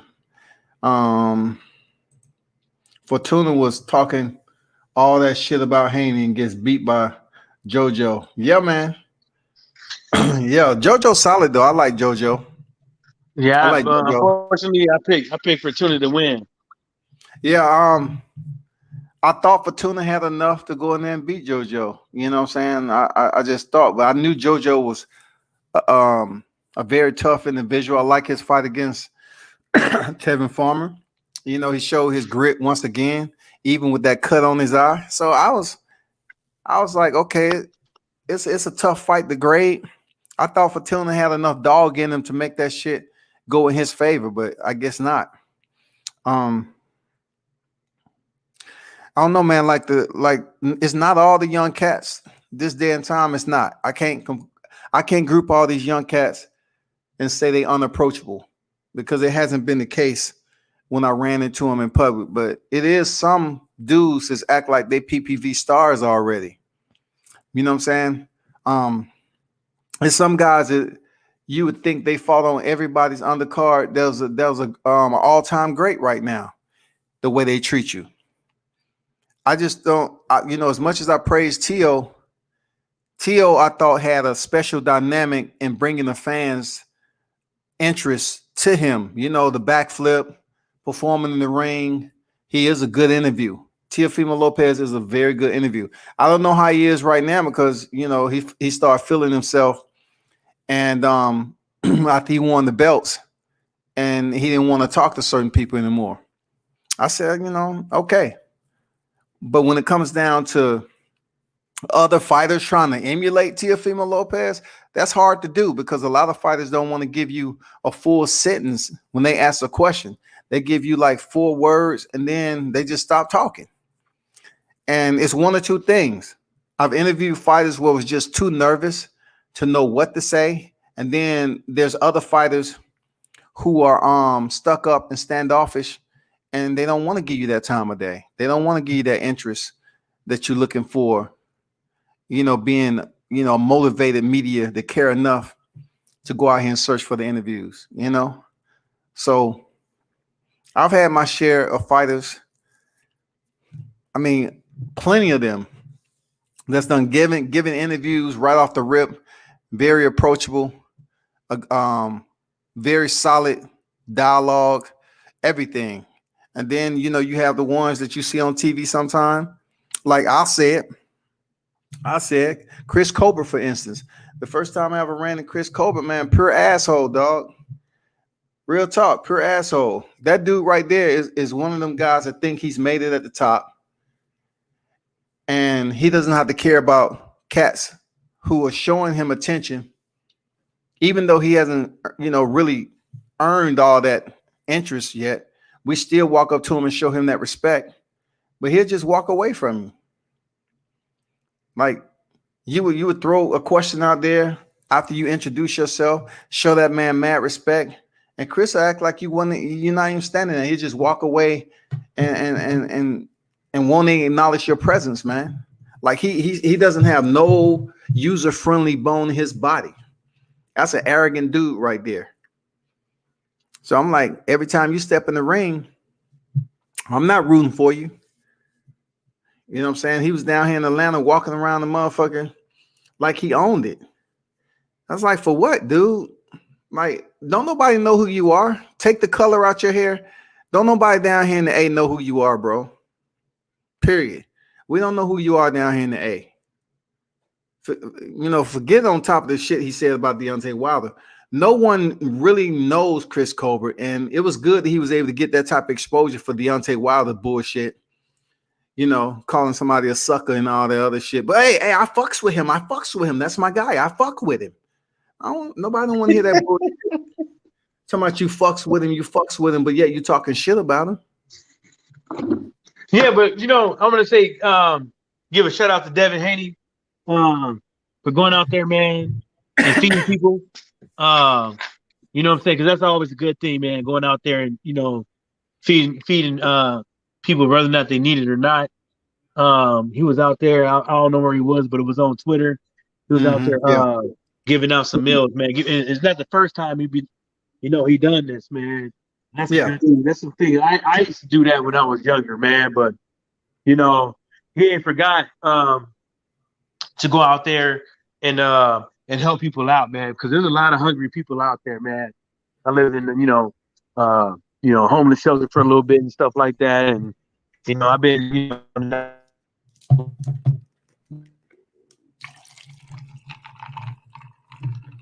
You went out, man. Can you hear me? Yeah, now I can. Yeah. Oh, I just moved a little bit from the house, but that's always a good thing to do, man. Even just for that 1 second, man, with somebody eating, man, getting their mind off of their troubles and stuff. That's always a good thing, man. Shout out to him, man. Keeping it real and down to earth. You know what I'm saying? Just slide me some of them Instagram homes when you done, man. You ain't never lied, shit. I've been around too long, man. I don't want none of his IG hoes because I've been all around the world. So God bless me with being able to meet some of the most beautiful women in life in general. I just knew that I never could wife them because that's just not what I wanted to do. You know what I'm Right. saying? Because I always look at it like you can get a hold of a beautiful woman, but can you keep them? You know what I'm saying? Mm. A man always have to ask themselves a question: can you keep them? You know, it may be easy for you to, get them, and then everything is cool, y'all sweet, lovey-dovey, all that shit in a relationship. But when it comes to a woman, though, the same way that you picked her up, somebody else going to try to pick her up. So my question is her mindset as strong as mine, or my mindset strong as hers? Because she might want to stay with a nigga, but I'm out here in the club, messing with another female that's just as bad as she is.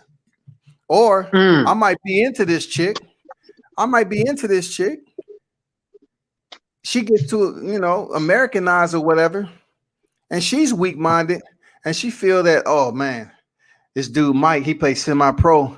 This is where I need to be. That's the come up. Let me go over him. You know what I'm saying? She might choose somebody with higher income or whatever to be with. So you're talking about who's gonna break whose heart first. You know what I'm saying? Am I gonna break her heart? Is she gonna break my heart?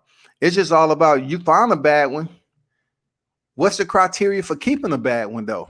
Yeah, I mean, because and for like 3 years, that's pretty much, You going in and out, man. uh, a dime, a dozen, you know what I'm saying? And man, I just couldn't choose one too. But it's hard, man. You got to keep you. Some people, man, they don't care, man. They try to be in a relationship with them women, know now when they ain't got no business being in a relationship with them because they can't mentally and uh, financially hold it down. It's have to let them hoes go. I mean, they ain't no hoes, man. I just stopped calling them because it's some nice women, man. But I had to go on and let them go, man. One of them married now to one of my homies, man. Shit, I ain't gonna tell him what I used to do to her, but yeah, good on him. I gotta give a shout out what I used to do to her, but good on him. I gotta give a shout out to Pete Davenport, man. You gotta show some love. One and only Pete Davenport back in the super chat, man. Appreciate you. Much love, my brother. He say F Cobra, F both Tyson and Derrick James now for not showing your love to the big bro. And if you were bad boys, F you too, had a Tupac moment. Yeah, man, that's what it was with Derrick James, man. I don't have no reason to lie. I just really walked up to Derrick to introduce myself when I was in Texas, and he was an asshole, period. No matter if Errol Spence and Jermell Charlo is his fighters. He was an asshole, man, period. I'm older than Derrick James. You know what I'm saying? So I went up to him and said, hey, Derrick, how you doing? And he, I don't want no interview. Only because he saw my credential hanging off my neck. Real talk. That's it. I was in a blazer, white slacks. I was dressed professionally. And this dude, he came up there and said what he said, man. Total asshole, bro. It'd be in the fighter's best interest to be more approachable. I understand their reluctance. Motherfuckers online talk agrees. Now, Mitch, I agree. But you have to pick and choose which ones you want to talk to and give your time. You have to just pick and choose. That doesn't mean just being an asshole to everybody. But I look at it like some of the chicks I met overseas, man, wifey material for sure, dog. But I was always thinking about crossing back over them waters. And I said, do I have enough time mentally to keep these females grounded once they get back to America and they start really seeing this American culture over here? Am I going to put enough vested interest into, showing them what the mall is like, getting them dressed, being that they're not used to this culture, and showing them a good time long term.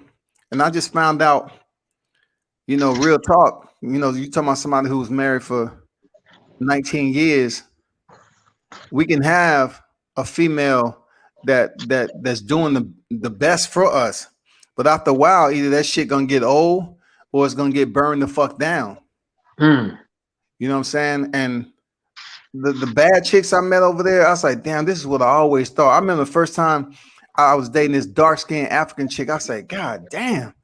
I mean, they really are this fine over here, And and she was black on the outside and pink on the inside.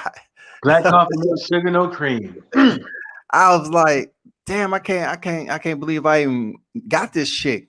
But one thing that irked me about her is that I'm just not ever that dude that's gonna be less than an alpha. Some of them African, Haitian, Jamaican chicks, they need to be domineering. Even though they fine as hell, they need to be domineering. And she was a bit domineering and wanted the nigga to be a man when she say so. And I was like, fuck that, I'm out. I don't care how fine you are. Fuck that, I'm out. Yeah. Yeah, man, you just gotta take it. And that's what I'm like, man. Go with what you want and go with what you like, and don't sell it for less, man. Because you sell it for less, you're gonna get exactly what you came to get. Nothing. Nothing. You know what another thing is too, Michael, is that you think about what you said about your boy, how he chose to get with a chick that you had already been with or whatever. But they always say one man's trash is another man's treasure. I'm not calling her trash.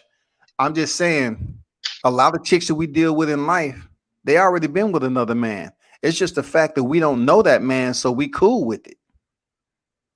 You know what I'm saying? Well, I'll put it to you like this. She ain't trash. She's a real good woman, but, he might not know all the ungodly things I've done to her. So that's what I'm saying. Like, listen, that's what I'm saying. It's a lot of ungodly things that's been done to a fine ass female. But the reason why we'll get with a bad chick is because we don't know about the other side. We don't know them. I'm not saying your case. I'm saying every other case outside of your case. If you meet a chick, you don't know all the shit, the freaky shit she done did before. Nah. You want to know what I did to her? What? You do you want to know? Yeah, I want to know why we talk. So we was doing our thing, right? And because so the bathrooms in Japan, right? You can spray water all over it. Yeah. And don't leave there. And so she was like, hey, I want you to piss in my mouth. I was like, what? It's like, that shit nasty. I was like, fuck it. So she was Japanese. Yeah. Exactly. Okay, now I'm making all the sense in the world. Okay. I was like, this old nasty bitch. I was like, I can't take this. I can't keep this shit. I'm gonna be honest, man. The first time I had a menage was in Japan.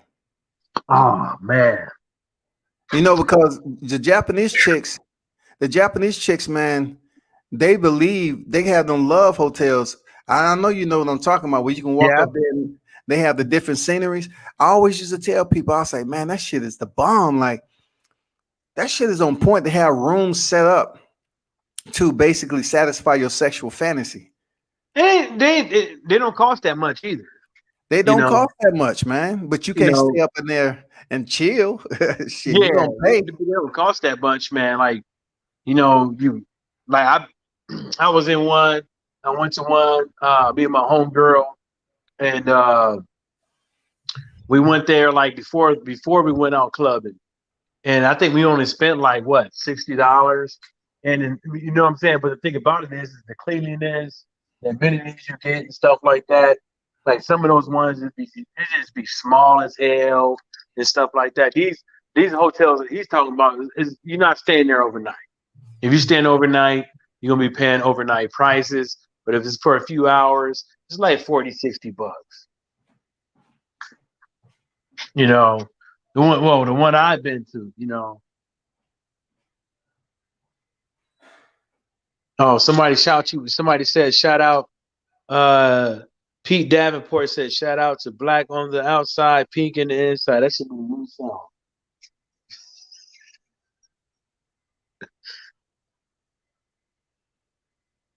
Can you hear me?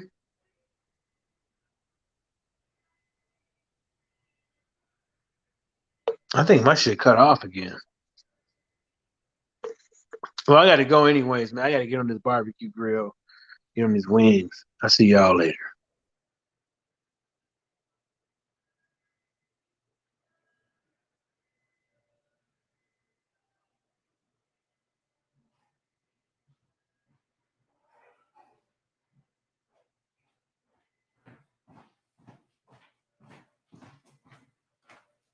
Yeah, I'm back, man.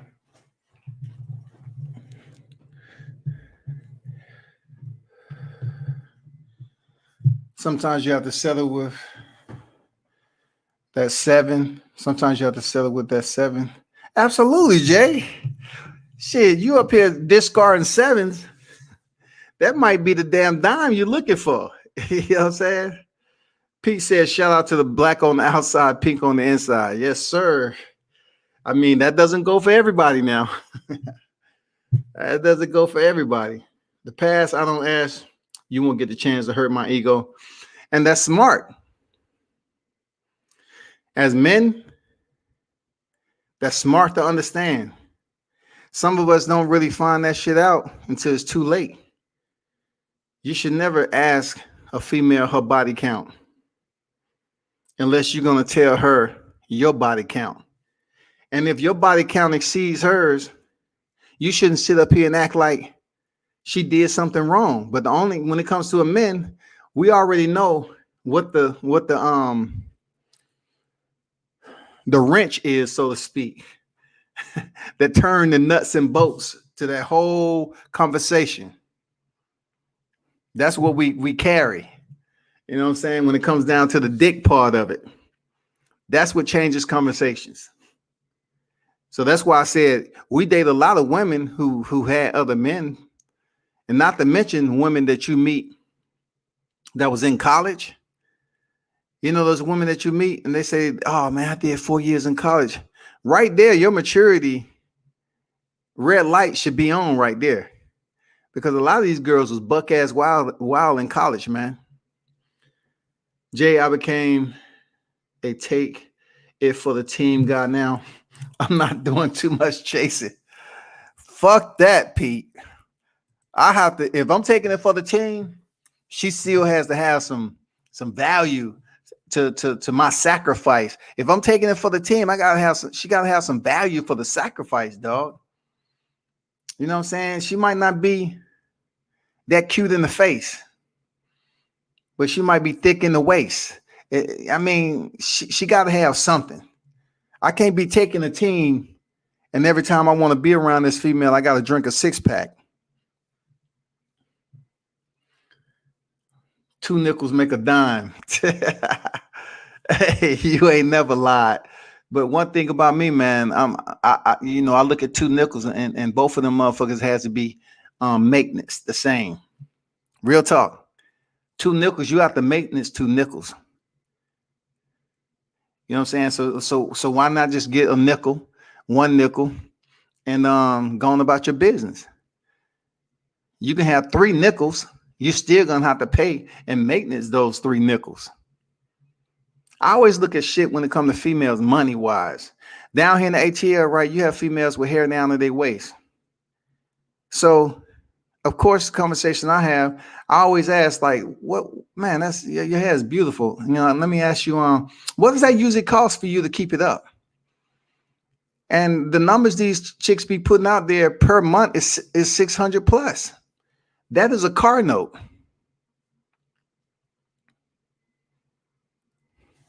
$600 plus for hair. This is a maintenance fee that's not going to benefit the man. It's not going to benefit you in the bedroom because I'll be damned, you try to pull that shit. It don't benefit nobody except the female, bro. That's correct, Jade. I'm not caught up with that super beautiful girl. That's a super headache.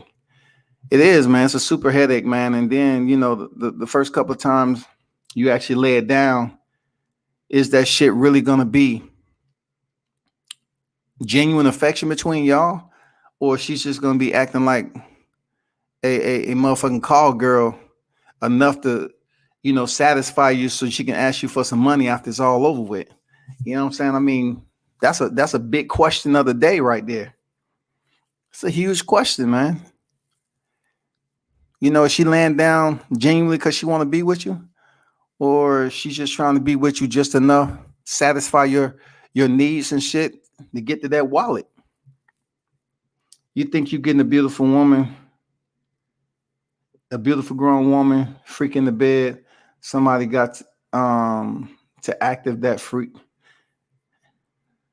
You think you're getting a beautiful woman, freak in the bed. Somebody got to active that freakiness. In this lifetime, she did her dirt. I did mine. Let's keep it at that. That's true, but not everybody thought processes like that. Some cats are nosy. You have narcissists out there. You have male chauvinists. You have egotistical males that have to know. They want to be in control. So some of these cats, they will not pick a woman if they believe she has too much smarts, intelligence, and experience behind her, and she thinks like a man too. Some dudes don't like that. They got to have a woman that seems goofy and gullible. You know what I'm saying? They look like their body count haven't been that much in their lifetime. They haven't really been out here fucking around. That's just the way it is, man.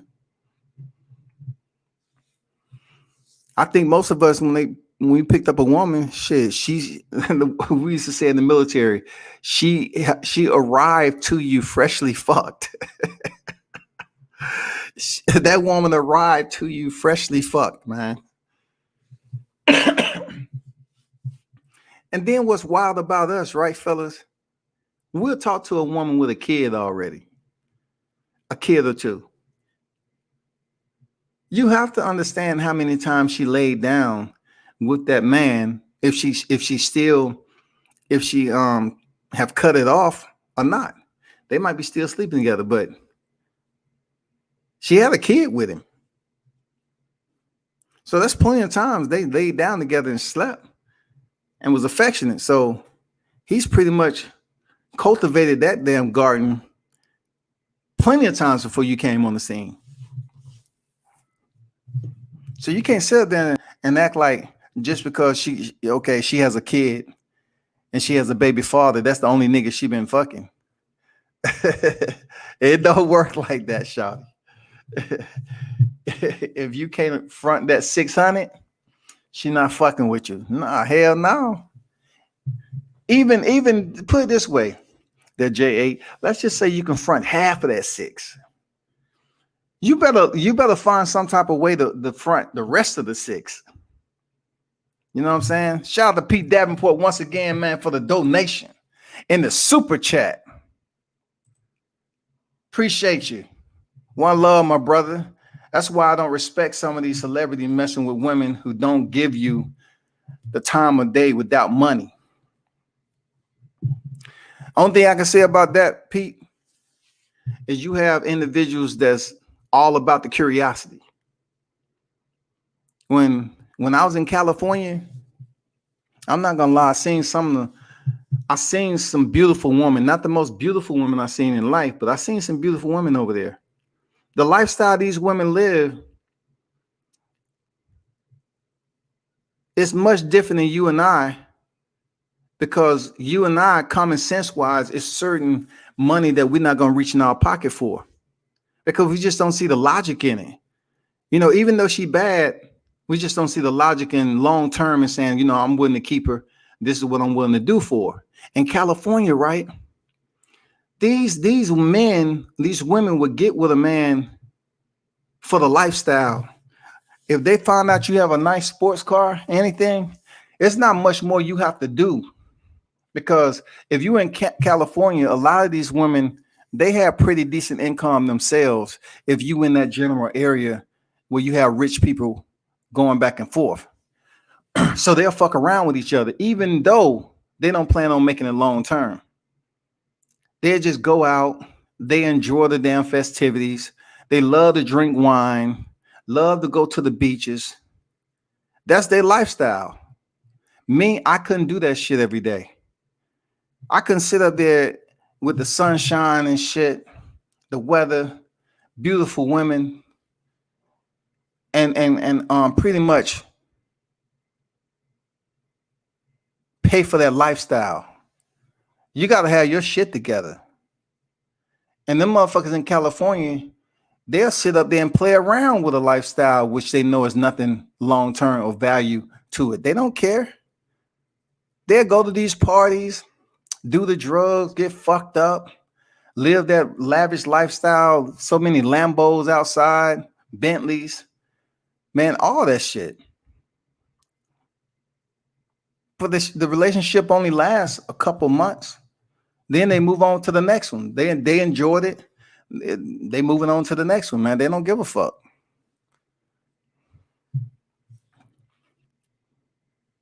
Women have had man for money and a man for sex. I've been there.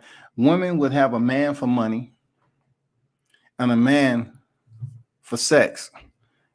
Yeah, man. Women are the smartest creatures on earth, man. Period. Serious. For a man to understand that and admit to it, it means, leaving your immaturities behind and realizing the power that a woman have. A woman is a powerful individual. She can persuade one man that is doing everything in his life to make you happy, but yet she don't know how to break it off with him. Or this nigga might have money for real, so she'll get a man that never even met this man before to jump on an innocent man, take his life, all to rob him and shit like that. Just look at the dude that used to be on the Steve Harvey show back in the day. What was that brother name? I think he was Puerto Rican. He looked like a brother though. Same thing happened to him. It was a female that wanted to get with him. He didn't want to be with her. So he's in the car smoking, with his friend, waiting on another friend. And the girl had sent some dudes to kill him. So they went over there and they killed him. But in the process of her sending these dudes to murder him, she had a change of heart. She said, "Hey, don't do it. Don't do it. He didn't do anything." And they said, "It's too late now. He dead." And they still in prison for it. But he was an innocent victim. He was in the Hollywood scene. He didn't want to date this chick anymore. And she sent some dudes over there to take his life, and they did. But she had a change of heart in the process. And it was too late. The guys went over there and shot him up already. Yes, sir.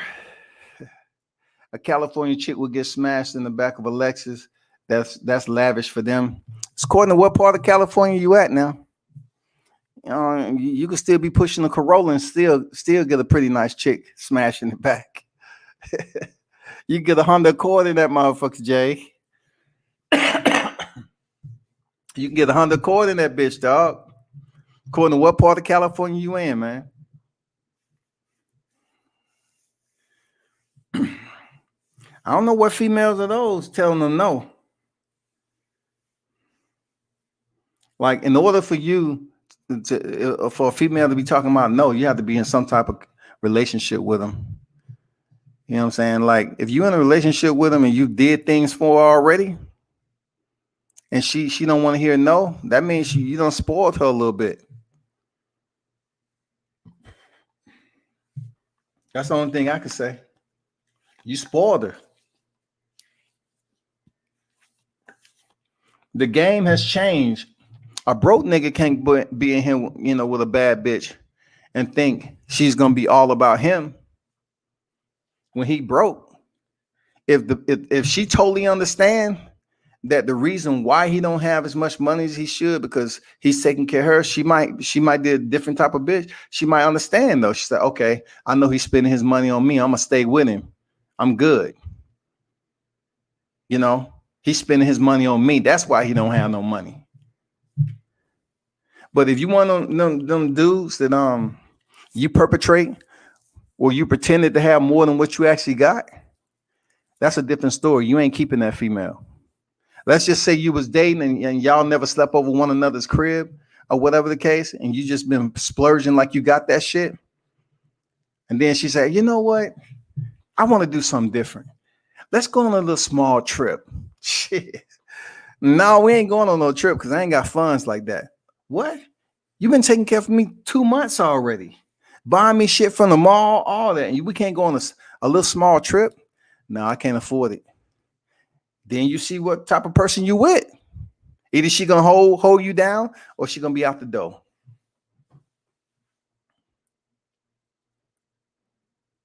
Yeah, Romeo. That's what it was, Pete. Romeo. That's exactly who he was.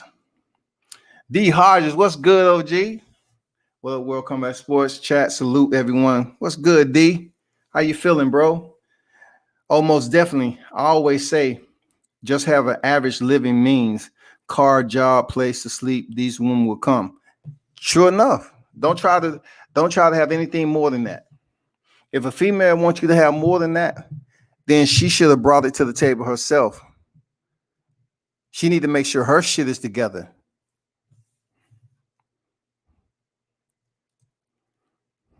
That's the bad thing about social media this day and time. It's a lot of dudes out here financing these girls' social media. That's expensive.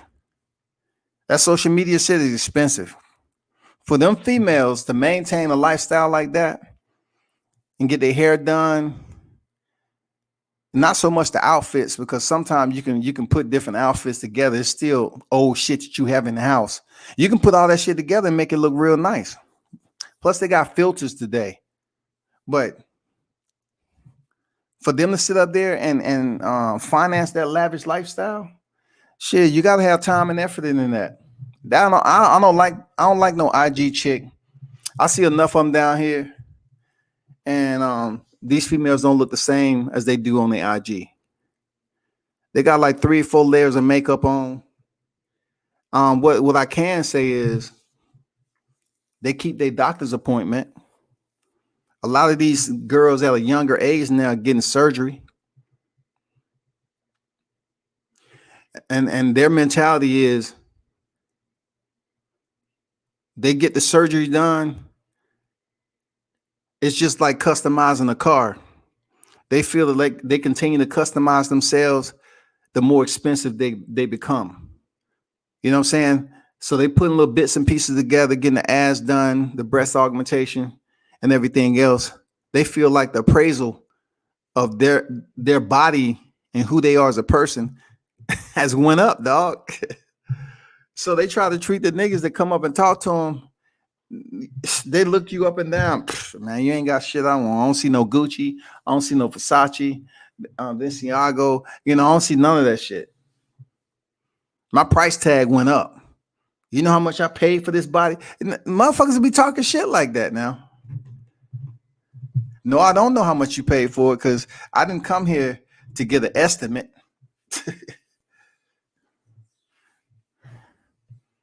You have to understand that if you're going to build yourself up to be a doll and put all those cosmetic enhancements to you, you're going to attract more dudes to talk to you. So you can't act like you don't know why the hell a dude coming over there to talk to you. We coming to holler at you because the way you look. These IG chicks, Beyonce online, Lizzo in person. Oh my God, dog. God damn, he went at Lizzo, man. You better be careful about going to Lizzo, dog. You might be sleeping shit and listen, you wake up and Lizzo in a G-string standing over your bed. You don't want that nightmare to be a reality. Jay, You know, the funniest thing that P. Diddy did to Lizzo was P. Diddy used to females dancing and shit, put them on camera, you know, doing P. Diddy type shit. Y'all remember the time that Lizzo was up there dancing on Diddy's live, and she started to show her ass or something, and Diddy was like, no, we got kids watching. Diddy told Lizzo, we got kids watching, after he had already allowed a female to dance all provocative and shit on live. But when Lizzo did it, he's like, no, we got kids, you know, it's a family show. This and that. Diddy was wrong for that shit, man. That don't even impress me. I like natural women. Absolutely. Same here, bro. Same. All that fake shit, nah. I didn't come here for an estimate. For real. These females be trying to goddamn say they motherfucking appraisal value increases. Like they have become a commodity. You know what I'm saying? Like they a piece of property now. Which in their minds they are, because hair all the way down to the toes, they believe that shit is important to be considered as a unit, a property. They go from subsidized living up to motherfucking some type of middle class affluency. And if they're lucky, they'll make it to the big leagues and pick up a sugar daddy or something like that. But at the end of the day, all that maintenance shit, some of these females, they won't even go out in public unless they looking like they IG. That's a lot of fucking work.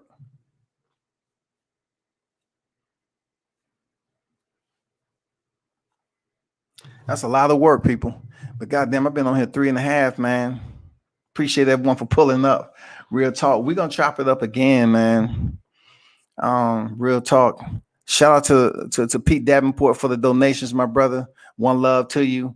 You know, thanks for the support. Real talk. Everyone else that pulled up in the live chat, man. You know, WCS supporters, man. Salute to you all. It's been a grand one. We should do it again in the future. I would tell you to look forward to something with boxing, but I don't know. MMA is going to continue to like that switch of interest. You got Derek Lewis coming up, so that's going to be a damn good fight. Derek Lewis back on the scene. Shit's going to be over there in Texas. So just keep your eye out, man. And I don't have no words of encouragement or enlightenment for boxing, y'all. I don't. Not at all. I'm out.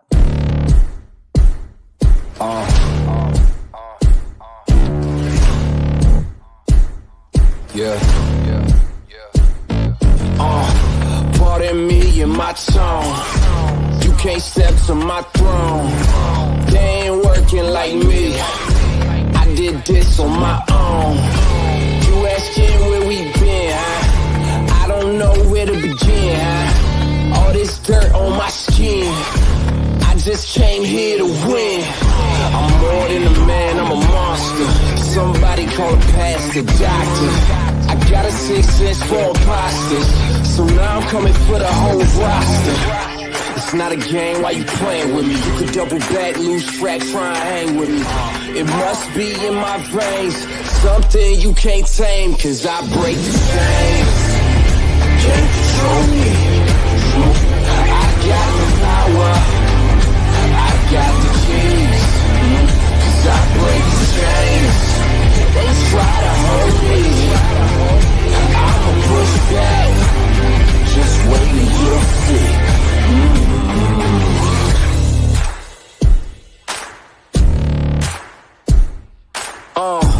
Please excuse me, your honor, but you can't hold me no longer. Can't you feel the vibrations? I broke out and left traces. Go ahead, try to catch me if you can, man. You'll be looking all night, I'm the Sandman. New York, London to Japan. I'ma show the whole world who I am.